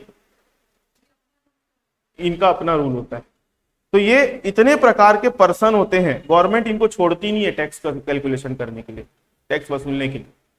पर्सन में सिर्फ हम क्या पहले समझते थे? पहला वाला, लेकिन पर्सन, अब जब भी मैं पर्सन बोलूंगा तो आपको इतने सारे पर्सन आपके दिमाग में आ जाना चाहिए। इसके अंदर में सब आ जाता है पर्सन। अब आपके सिलेबस की अगर मैं बात करूं तो मेन जो आपका सिलेबस का 95% पोर्शन अगर मैं बोलूं, आपको यही पढ़ना है बस। हाँ, आपके सिलेबस का 95% पोर्शन क्या है? इंडिविजुअल है। बाकी जो एचयूएफ का 2-4 क्वेश्चन मिलेगा आपको, ठीक है, पार्टनरशिप फर्म का 1-2 क्वेश्चन मिलेगा, मतलब मैं 95% भी कम बोल दिया, 99% बोल दूं, 1% छोटा मोटा चीज आपको है ना यूनिट नंबर 4 और यूनिट नंबर 1 में पढ़ना है, बाकी पूरा पूरा इंडिविजुअल का ही भरा हुआ है। एग्जाम के सिलेबस में वही है। बाकी artificial juridical person, local authority, association of person, body of individual, company वंपनी, ये सब पढ़ने का जरूरत है ही नहीं हमारे सिलेबस में, तो क्या पढ़ेगा? ठीक है, तो पर्सन मतलब ये सब होती है। तो हम वापस से डेफिनेशन में आ जाएं। अब ये डेफिनेशन का मतलब अब आपके लिए कुछ और हो गया है। पहले ये डेफिनेशन आपके लिए एक लाइन थी, लेकिन अब खाई बन गई है पूरी, है ना। टैक्स मतलब वही वाला पूरा टैक्स। तो हम अभी टैक्स कौन सी बात करें? Direct tax, income tax. Payable on income of a person, income मतलब वो पांचों हेड, पर्सन मतलब वो पूरे person is called income tax. आज की क्लास थोड़ी सी लंबी जाएगी, कारण के बेसिक कॉन्सेप्ट वाली क्लास है, ठीक है, क्योंकि अगर ये सारी चीजें नहीं बताऊंगा ना तो आप लोग आगे इनकम टैक्स नहीं पढ़ पाओगे। हाँ, अब मैं आप लोगों को इसी में ही कुछ कुछ आगे चीजें बताने वाला हूं। देखो, अब एक छोटी सी चीज है जिसका मैं मतलब आप लोगों के साथ डिस्कशन करने वाला हूं। पर्सन, एक छोटी सी चीज सुनना। उस छोटी सी चीज को देखने के पहले आप लोग इनकम टैक्स का एक बार सिलेबस देख लो। ये हमारा इंडेक्स है। इंडेक्स मतलब इनकम टैक्स में अल्टीमेटली हमको पढ़ना क्या क्या है। पहला क्या है, ये पेपर भी 5 यूनिट में डिवाइडेड है, ठीक है, 1 2 3 4 5 करके, ठीक। पहले यूनिट में आपको क्या पढ़ना है, बेसिक, जो अभी हम पढ़ रहे हैं, सेकेंड नंबर में आपको क्या पढ़ना है, रेसिडेंशियल स्टेटस। थर्ड नंबर पे हमको क्या पढ़ना है, एग्रीकल्चर इनकम। यूनिट नंबर 2 और यूनिट नंबर 3 को अच्छे से देखो, आप नाम जाना पहचाना लग रहा है। मतलब यूनिट नंबर 1 से लेकर यूनिट नंबर 3 तक आपको सिर्फ और सिर्फ इनकम कैलकुलेट करने में दिमाग खराब करवा देगा आपकी। सही बात समझ में, इनकम कैलकुलेशन करने में ही आपका पूरा समय लगना है यूनिट नंबर 1 से लेकर 3 तक। इनकम फ्रॉम सैलरी 1 और 2, income from house property, business profession 1 2, उसके बाद कैपिटल गेन, उसके बाद अदर सोर्सेस, 5 हेड आ गए आपके। अगर मैं वो हेड के बारे में डिस्कस नहीं किया रहता ना तो ये सिर्फ पढ़ने के बराबर रहता, इसका मतलब आप नहीं समझ सक रहे थे, लेकिन अब आपको मैंने वो बताया ना तो आप इसको को रिलेट कर पा रहे हो कि मतलब क्या है इसका। फिर मैंने टैक्स कैलकुलेशन की बात की थी आप लोगों के साथ। यूनिट नंबर 4 में आप लास्ट वाला पॉइंट पढ़ो, 15 नंबर, असेसमेंट लिखा होगा। हाँ, असेसमेंट वर्ड को भी देखो। असेसमेंट वर्ड का मतलब होता है, अभी मैं और डिटेल में बताऊंगा, किसी पर्सन की इनकम कैलकुलेट करना और उस इनकम पर कितना टैक्स आ रहा है उसकी कैलकुलेशन करना। इस पूरी प्रोसेस को बोलते हैं असेसमेंट करना। तो आपको असेसमेंट करना है, मतलब यूनिट नंबर 4 पूरा किससे रिलेटेड है, असेसमेंट से रिलेटेड है। यूनिट नंबर 5 जो है वो अभी उसके ऊपर ध्यान मत दो, वो नेक्स्ट बोलने का मतलब ये अभी बताऊंगा तो समझ में आएगा नहीं। मतलब यूनिट नंबर 1 से लेकर 4 तक तो सिर्फ इनकम और आपसे क्या कैलकुलेट करवाएगा, टैक्स, जिसमें भी यूनिट नंबर 1 से 3 तक इनकम कैलकुलेट करना है और यूनिट नंबर 4 में आपको टैक्स कैलकुलेशन करवाना है, ठीक है। अब एक नाम आया इसका, अब मैं एक एक चैप्टर का बेसिक इंट्रोडक्शन दे रहा हूं। बेसिक कॉन्सेप्ट जो है वो हम अभी पढ़ रहे हैं, ठीक है, जिसका पार्ट इंडेक्स भी पढ़ना है। इंडेक्स पढ़ना भी एक प्रकार का क्या, बेसिक कॉन्सेप्ट ही समझना है। एक नाम आया रेसिडेंशियल स्टेटस, ये खुद अपने आप में चैप्टर है, लेकिन रेसिडेंशियल स्टेटस वर्ड आप कभी सुने हो?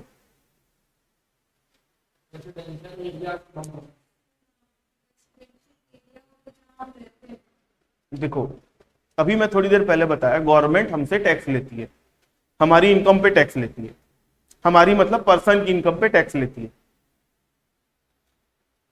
तो गवर्नमेंट को टैक्स लेना है तो किसी भी पर्सन से टैक्स ले लेगी।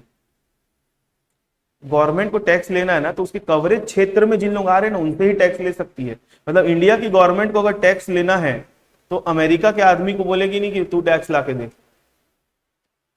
नहीं समझ में आया? इंडिया के आदमी को अमेरिका वाला बाइडेन नहीं आएगा बोलने के लिए तू टैक्स दे अमेरिका के लिए, नहीं बोलने आएगा, क्योंकि वो हमारे कवरेज क्षेत्र में नहीं है, ना हम उसके कवरेज क्षेत्र में। हमारी गवर्नमेंट सिर्फ उन्हीं से टैक्स ले सकती है जो उसके कवरेज क्षेत्र में आते हैं। कवरेज क्षेत्र को क्या बोला जाता है, रेसिडेंशियल स्टेटस। लेकिन यहां पे प्रॉब्लम ये आती है, अगर इंडिया का आदमी है रहने वाला, अमेरिका जाके पैसा कमा के आ रहा है तो, या फिर अमेरिका का आदमी है इंडिया आके पैसा कमा के जा रहा है तो कौन लेगा टैक्स? किसकी गवर्नमेंट? क्यों भाई, आदमी यहां का कमाया तो अमेरिका में, और अमेरिका का आदमी यहां के कमाया तो उससे कौन लेगा टैक्स? यहाँ की गवर्नमेंट की वहां की गवर्नमेंट। एक क्वेश्चन टैग खड़ा हो रहा है, कंफ्यूजन हो रहा है, तो ये सारे कंफ्यूजन का जवाब हमको कौन देता है, ये वाला चैप्टर देगा, रेसिडेंशियल स्टेटस। तो चैप्टर पढ़ाऊंगा तब बताऊंगा, अभी तो मैं क्वेश्चन बस पैदा कर रहा हूं आपके दिमाग में, ठीक है। रेसिडेंशियल स्टेटस इन सारे सवालों का जवाब देता है कि किससे गवर्नमेंट को टैक्स लेना है और किससे नहीं लेना है। हम इस चैप्टर में ये पढ़ेंगे। इतनी सारी इनकम की बात की है मैंने, एग्रीकल्चर इनकम का नाम भी नहीं लिया अभी तक। भाई किसान भी तो पैसा कमा रहा है, किसान भी तो पैसा कमा रहा है। मान लो फैजल है, इसके पास 10 एकड़ खेत है और खेत में आलू बोता है, पूरा आलू लगाता है, आलू। अब आलू का बीज लगाया, आलू उगा, आलू को वो अब मार्केट में नहीं बेच रहे, चिप्स तल तल के बेच रहे, पैकेट बना बना के। तो फैजल की एग्रीकल्चर इनकम कौन सी होगी? चिप्स बेचने से जो पैसा कमाया उसको एग्रीकल्चर इनकम बोलूंगा? आलू अगर मार्केट में बेचने जाते तो आलू भी बिक जाता, लेकिन ये भाई बोल रहे हैं कि मेरे को ज्यादा पैसा मिलेगा तो मैं चिप्स बना के बेचूंगा। होता है, किसान लोग केला लगा रहे हैं और चिप्स बना के बेच रहे। एमपी में जाना वही कर रहे किसान लोग। हाँ, मेरा बोलने का मतलब जिस पार्ट तक आपका एग्रीकल्चर प्रोडक्ट बिकने के लिए तैयार हो गया, वहां तक की आपकी इनकम एग्रीकल्चर इनकम कहलाएगी। उसके आगे की इनकम जो होगी वो क्या कहलाएगी? Business income. तो एग्रीकल्चर इनकम में हम इसके बारे में पढ़ने वाले हैं कि कौन कितने पार्ट को एग्रीकल्चर मानते हैं और कितने पार्ट को एग्रीकल्चर इनकम नहीं मानते। जैसे जिन लोग चाय की पत्ती उगाते, जानते हो आसाम बंगाल साइड चाय उगता है। चाय बेचने से, चाय पत्ती बेचने से अगर आपको 1 करोड़ रुपए का फायदा हुआ तो उसमें 60% पोर्शन को एग्रीकल्चर मानते हैं और 40% को क्या मानेंगे? बिजनेस की इनकम मानेंगे। तो ऐसा कुछ रूल लिखा है एग्रीकल्चर कि कितनी परसेंट इनकम को एग्रीकल्चर इनकम मानना है और कितनी परसेंट इनकम को एग्रीकल्चर इनकम नहीं मानना है, दूसरी इनकम मानना है। तो इस चैप्टर में हमको पढ़ना है क्यों ऐसा करना है। एग्रीकल्चर इनकम मान ली और किसी को एग्रीकल्चर इनकम नहीं मान रहे, ऐसा कारण क्या है? भाई जैसे मैंने अभी एग्जांपल लिया फैजल का, आलू उगा के मार्केट में चिप्स बना के बेच रहा है। मान लो इसको 10 लाख रुपए की कमाई हुई फॉर एग्जाम्पल। अगर आलू बेचने जाता तो 6 लाख कमा लेता, लेकिन ये चिप्स बना के बेच रहा है तो 10 लाख कमाया। तो इसमें से मैं 10 लाख को 2 पार्ट में तोड़ दूंगा। ठीक है, तोड़ने के पीछे कारण क्या है? 6 लाख रुपए इसकी एग्रीकल्चर इनकम मानूंगा और 4 लाख को बिजनेस इनकम। ये अलग अलग करने का कारण ये कि एग्रीकल्चर इनकम पर गवर्नमेंट हमसे टैक्स नहीं लेती, एग्जेम्प्ट होता है। वो क्या होता है? Exempt, tax free. और बिजनेस इनकम जो होगी उसको हम कौन से चैप्टर में उसके बारे में बात करेंगे? 7वां नंबर में बात करेंगे। नहीं, इनकम टैक्स से एग्रीकल्चर इनकम जो है इनकम टैक्स के दायरे से बाहर है।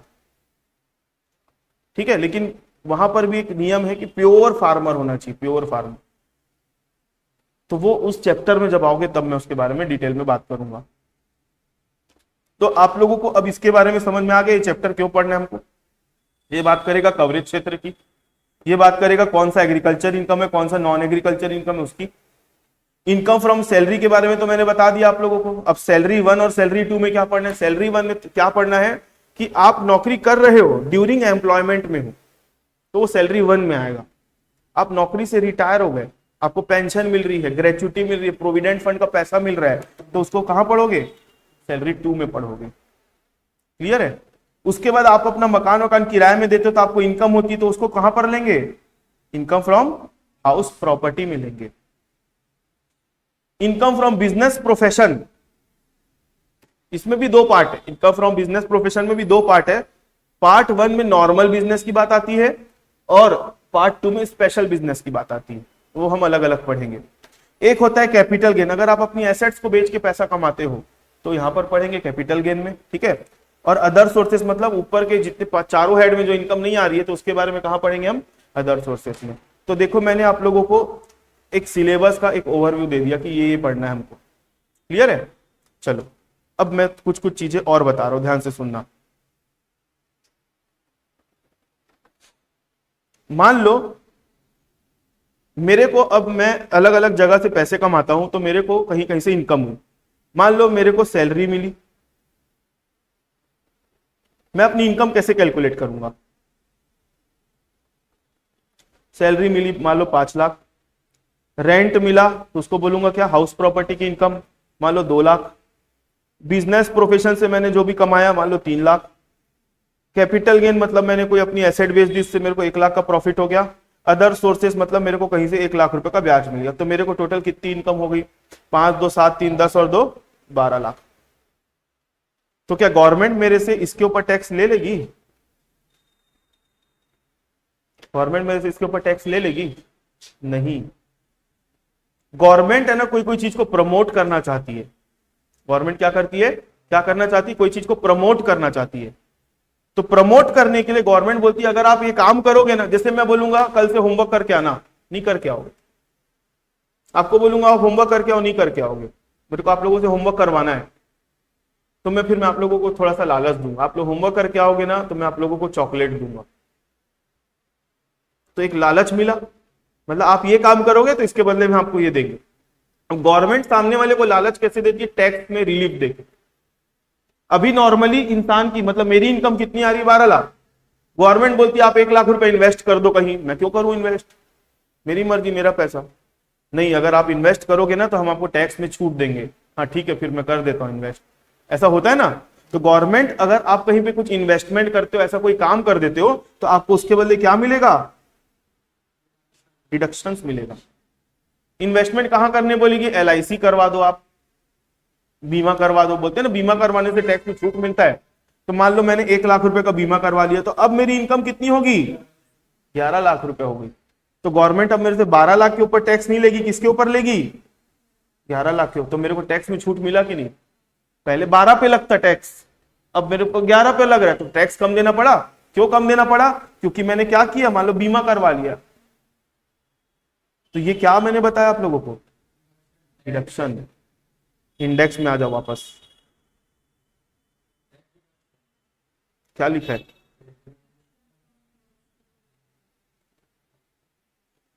ये जो मैंने 12 लाख रुपए निकाला ना, इसको बोलते हैं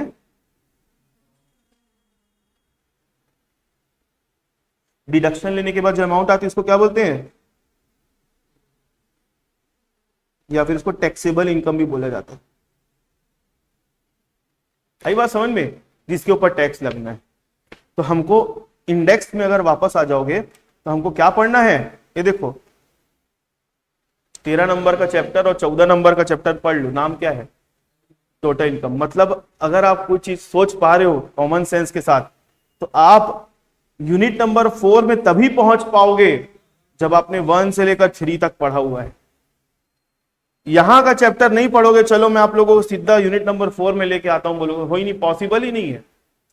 मतलब इंटर रिलेटेड है सारी चीजें। मतलब यूनिट नंबर 1 से लेकर 3 तक आप इसको रेंडमली कैसे भी पढ़ सकते हो।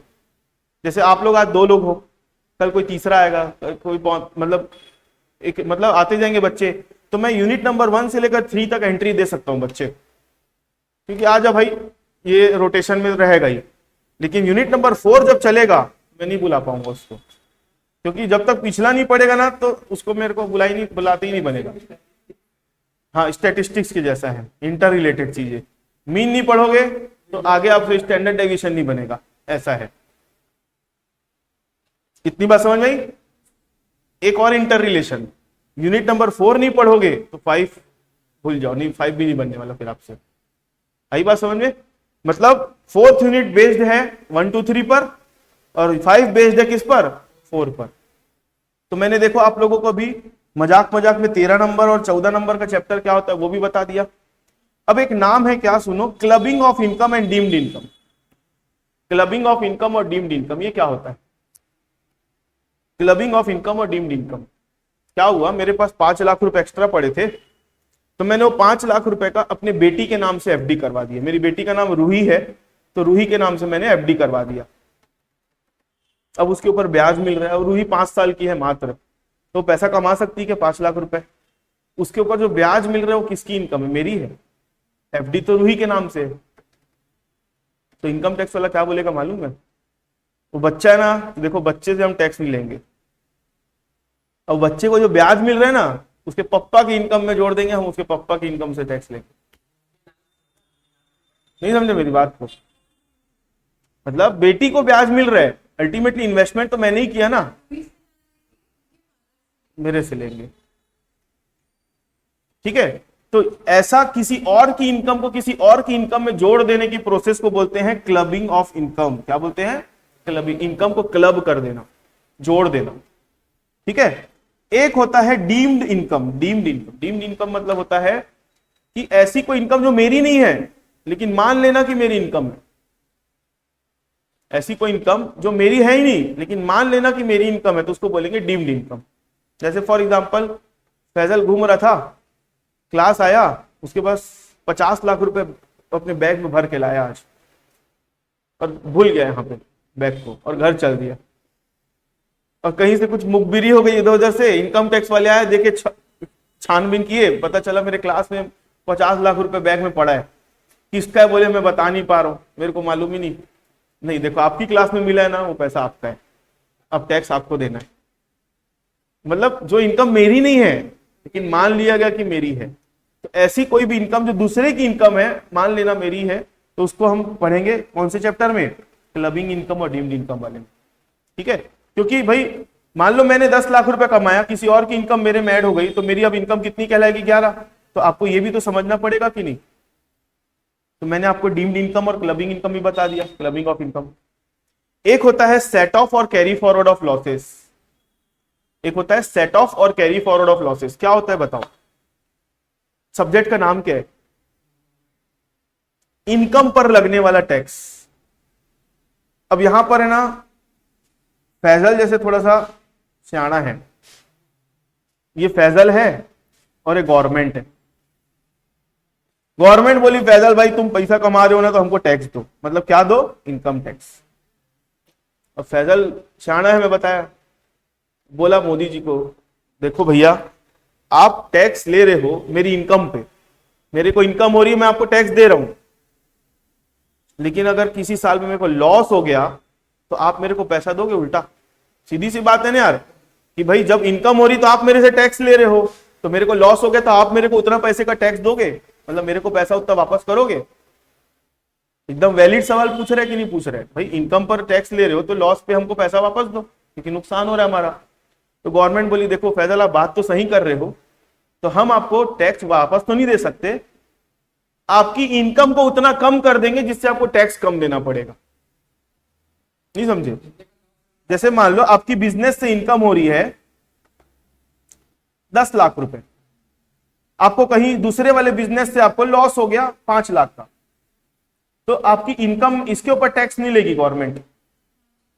10 में से 5 माइनस कर दो, और 5 माइनस करने के बाद कितना बचता है, 5 लाख बचता है, तो इसके ऊपर टैक्स लेगी। मतलब गवर्नमेंट को आपसे 10 लाख के ऊपर टैक्स लेना है और 5 लाख पर आपको टैक्स वापस देना है, दोनों को माइनस कर लो, जो बचेगा वही टैक्स दे दो भाई हमको, बोली गवर्नमेंट। मतलब हम आपको कुछ देंगे नहीं, आप जो दे रहे हो उसी में से काट पीट के हमको दे दो। मतलब हाँ होता है, तो चैप्टर है ना भाई, इसको बोलते हैं सेट ऑफ करना। क्या बोलते हैं, सेट ऑफ करना। किसको सेट ऑफ करना, लॉस को सेट ऑफ करना। लेकिन अब छोटी सी प्रॉब्लम यह है कि फैजल बोलता है कि ठीक है सर मेरी बिजनेस की इनकम 10 लाख की थी, तो उसके ऊपर मेरे को टैक्स देना था, और मेरी दूसरे बिजनेस से लॉस हो गई तो आप काट पीट के ले लिए। लेकिन मान लो कि ये 10 लाख की मेरे को यहां से इनकम नहीं हुई, मेरे को मात्र 3 लाख की इनकम हुई, मेरा लॉस ज्यादा इनकम कम है, तो कैसे करोगे फिर, आप दोगे ऊपर का पैसा? क्योंकि अभी भी 5 में 3 माइनस करने के बाद कितने का लॉस बच रहा है आपका। तो गवर्नमेंट बोली काम करो, आप इस साल मत लो हमारे से, इस लॉस को आप आने वाले 8 साल तक आने वाली जो भी इनकम रहेगी उसमें माइनस करते जाना। मतलब अगले 8 साल तक, जब तक वो लॉस खत्म नहीं हो जाता, 8 साल तक आप उसको माइनस करते जाना और उतना टैक्स आप कम देते जाना। ऐसा बोलती गवर्नमेंट। मतलब गवर्नमेंट आपको पैसा नहीं दे रही है वापस, वो इनकम कम करा के एडजस्ट करवा दे रही है। तो इसके बारे में हम पढ़ेंगे कौन से चैप्टर में, यूनिट नंबर 4 में एक चैप्टर आएगा, कौन सा, set of and carry forward of losses. जब आप इसी साल में, इसी साल की इनकम में, इसी साल के टैक्स लॉस को एडजस्ट करते हो तो उसको बोलते हैं सेट ऑफ करना। इस साल का लॉस अगर ज्यादा हो गया और इनकम कम हो गई तो एडजस्ट नहीं हो पाया, तो उसको अगले साल लेके जाओगे, तो उसको बोलते कैरी फॉरवर्ड करना। बहुत अच्छा चैप्टर है और इससे कंफर्म एक क्वेश्चन आता है, इस बार भी आया था, set of and carry forward of losses. Clear है? अब बताओ यूनिट नंबर 1 से लेकर 4 तक ऐसी कोई भी चीज है जो आप लोगों को जिसका मैंने ओवरव्यू नहीं दिया। यूनिट नंबर 4 में 15 नंबर की एक चीज बची है जो मेरे को बताना है। ठीक है, देखो अब मैं आप लोगों को ये बता रहा था कि जैसे मान लो मेरे को अपनी इनकम कैलकुलेट करनी है, तो मैं सैलरी से भी कमाया, हाउस प्रॉपर्टी से भी कमाया,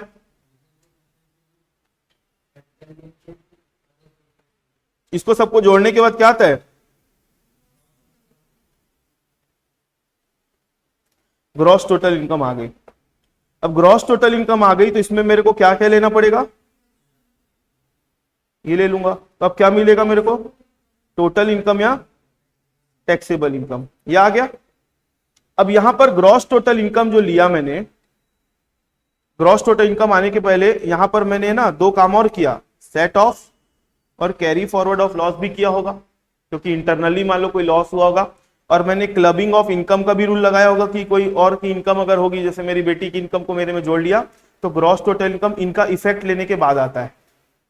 फिर डिडक्शन यहां पर माइनस हो गया, माइनस करने के बाद जो इनकम आई टोटल इनकम, अब इसके ऊपर हमको क्या कैलकुलेट करना पड़ेगा, टैक्स।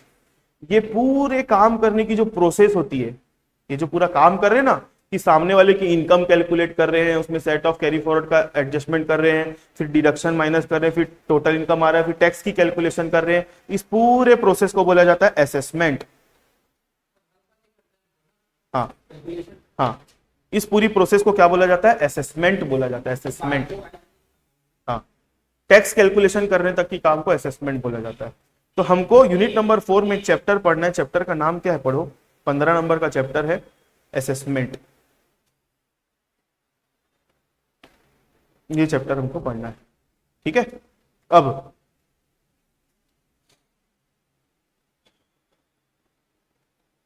यहां तक चीजें क्लियर है। जिस बंदे का आप असेसमेंट कर रहे हो, जिस पर्सन का आप असेसमेंट कर रहे हो, असेसमेंट का मतलब मैंने बताया पूरे काम करना, जिस पर्सन का असेसमेंट हो रहा है उस पर्सन को बोला जाता है एसईसी। उसको क्या बोला जाता है, एसईसी।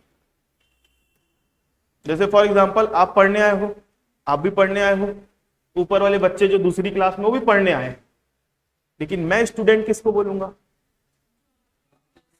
जो मेरे से पढ़ने आए उनको, वो मेरे स्टूडेंट है ना, वो भी पढ़ने आया बच्चा, लेकिन मेरा स्टूडेंट है क्या, नहीं।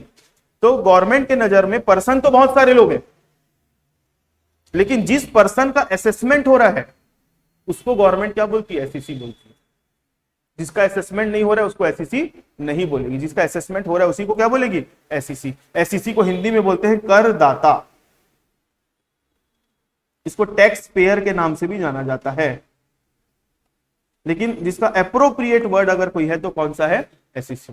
टैक्स पेयर वर्ड ये बताता है कि भाई एसईसी को हमेशा क्या टैक्स पे ही करना पड़ेगा क्या, नहीं, जरूरी नहीं है भाई। टैक्स लायबिलिटी आएगी तभी टैक्स पे करेगा, टैक्स लायबिलिटी नहीं आएगी तो नहीं करेगा, लेकिन एसईसी तो है, एसईसी मतलब करदाता, ठीक है।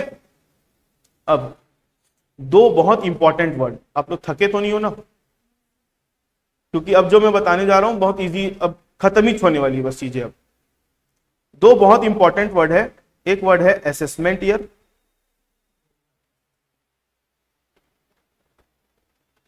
और दूसरा होता है प्रीवियस ईयर। एक वर्ड होता है असेसमेंट ईयर और दूसरा वर्ड क्या होता है, प्रीवियस ईयर। हमारे सिलेबस में देखो, बोलते हैं ना हर साल, सुने होंगे कहीं पे इनकम टैक्स हर साल चेंज हो जाता है, ये बात तो सुने ही होगे आप लोग। तो अभी आप लोगों का जो सिलेबस है उसमें आप लोग पढ़ोगे असेसमेंट ईयर 24-25। आप लोग क्या पढ़ोगे, असेसमेंट ईयर 24-25 पढ़ोगे, जो अभी चल रहा है, ठीक है। पिछले साल के बच्चे लोग क्या पढ़ रहे थे, 23-24, उसके पहले वाले 22-23। असेसमेंट ईयर जो होता है ना, उसके ठीक पहले वाला जो साल होता है, कौन सा साल है, 23-24, ये उसका प्रीवियस ईयर है।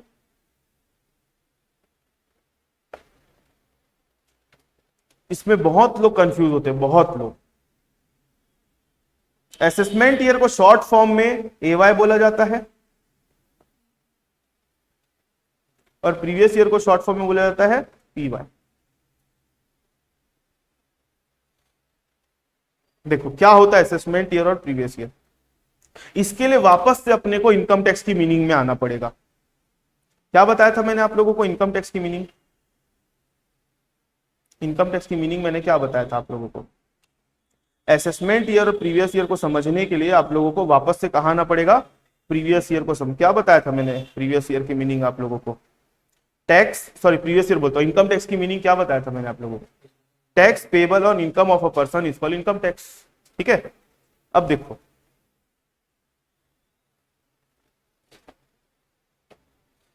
इनकम टैक्स है ना, एक एनुअल टैक्स होता है। इनकम टैक्स क्या होता है, एनुअल टैक्स, मतलब साल में एक बार लेने वाला टैक्स होता है। आप साल भर में जितना पैसा कमाओगे उतने ऊपर आपसे गवर्नमेंट टैक्स लेगी। अभी कौन सा साल चल रहा है, अभी असेसमेंट और प्रीवियस ईयर की बात नहीं कर रहे, मैं एक लॉजिक बता रहा हूं आपको। अभी कौन सा चल रहा है, चालू कब हुआ था ये, और खत्म कब होगा ये हमारा एक साल है जो अभी चल रहा है, रनिंग है।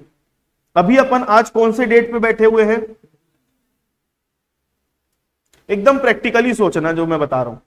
ये मैं बैठा हूं 2 जुलाई के डेट पे, आज के डेट, मैं एक अर्निंग पर्सन हूं, ठीक है। अब क्या हो रहा है, गवर्नमेंट बोलती कि आप साल भर में जितना पैसा कमाओगे ना उसके ऊपर हम आपसे टैक्स लेंगे, इनकम टैक्स। मैं तो 2 जुलाई के डेट पे बैठा हूं, तो मेरे को पता चल जाएगा क्या मैं पूरे 31 मार्च 2025 तक कितना पैसा कमाने वाला हूं। भाई मेरे को यहां तक की चीजें पता है क्योंकि ये काम हो गया है। 1 अप्रैल से लेकर 2 जुलाई तक का डिटेल मेरे से पूछ लो, मैं बता दूंगा इतना इतना मैंने इसी दिन में पैसा कमाया, क्योंकि मैंने रिकॉर्ड रखा हुआ है। लेकिन फ्यूचर में मेरे को मालूम है क्या कि मेरे साथ कितनी कितनी इनकम आने वाली है मेरे को। भाई वो तो फ्यूचर में क्या होगा अपने को थोड़ी मालूम। 2 जुलाई के डेट पे आप 2 जुलाई के पहले की चीजें पूछ सकते हो, आगे की चीजें नहीं पूछ सकते हो। हाँ एकदम जो कंफर्म चीजें होंगी वो बात अलग है। अब मान लो यहां पर कल ही की बात बताऊं कि कल मेरे को मालूम भी नहीं था 5 अचानक सेकेंड ईयर के 5 बच्चे नए आ गए पढ़ने के लिए, जो पिछले साल मैं जानता भी नहीं था उनको। और जो मेरे पुराने स्टूडेंट है उन लोग अभी तक पता नहीं उन लोगों का कब आएंगे। तो लेकिन वो 5 बच्चे आए, तो अब उन लोग जो भी फीस देंगे तो मेरी एक इनकम हुई कि नहीं। अब जैसे मान लो आज अगर उन लोग 5वें के बदले 6वां लेके आ जाएंगे तो जो फ्यूचर में मेरे को थोड़ी मालूम कितने बच्चे आने क्या, तो मेरी इनकम मेरे को पता नहीं है। फ्यूचर का तो मैं एक्सपेक्टेशन नहीं लगा सकता, पहले का मेरे को पता है। तो इनकम टैक्स वाले बोलते देखो भाई आप, मैं इनकम टैक्स वाले को बोलूंगा मैं कैसे बताऊं कि भाई 24-25 में कितना कमाने वाला हूं, तो टैक्स कैसे दूं। तो इनकम टैक्स क्या करिए, कॉन्सेप्ट लाई है असेसमेंट ईयर और प्रीवियस ईयर का। ठीक है, एक काम करो, आप 1 साल पूरा आराम से पैसा कमा लो बैठ के। आप 1 साल में पूरा पैसा कमा लो। पैसा कमाने के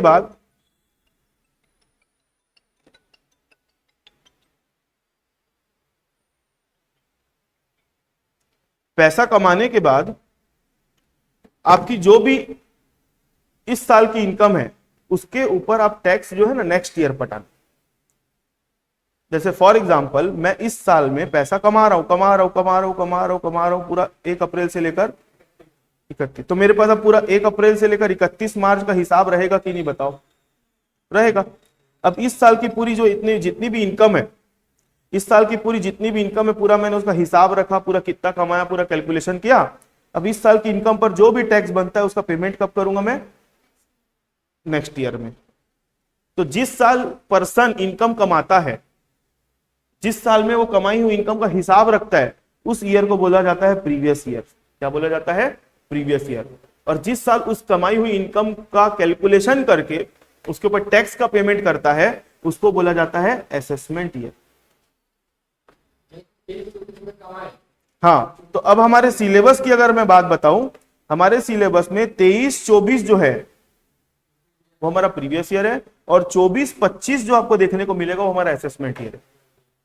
और ये चीज हर साल ईयर बाय ईयर चलते रहती है। जैसे अभी असेसमेंट ईयर 24-25 चल रही है, तो ये खुद अपने आप में एक असेसमेंट ईयर है, लेकिन ये खुद अपने आप में एक प्रीवियस ईयर भी है। क्योंकि इस साल में क्या, अब असेसमेंट करने तो पैसा कमाना छोड़ दूं, इस साल मैं पैसा तो कमा ही रहा हूं ना। अब इस साल जो मैं पैसा कमाऊंगा 31 मार्च तक, तो ये प्रीवियस ईयर बन जाएगा। इसका असेसमेंट ईयर क्या बन जाएगा, 25-26। ये प्रीवियस ईयर बन जाएगा, 25-26 उसका असेसमेंट ईयर बन जाएगा। ठीक है,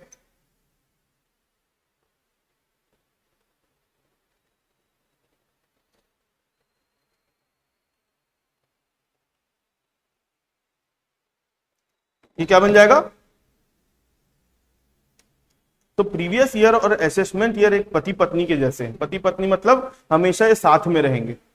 मतलब मैं अगर आपको बोल दिया, जैसे होता है ना कि किसी को मान लो मिस्टर शर्मा और मिसेस शर्मा बोल दिए, तो मिस्टर शर्मा बोल दिया या मिसेस शर्मा बोल दिया, तो इसका मतलब क्या है, मिसेस शर्मा मतलब वो रिप्रेजेंट कर रही है मिस्टर शर्मा को, और मिस्टर शर्मा को बोल दिया मतलब वो रिप्रेजेंट कर रहा है किसको, मिसेस शर्मा को।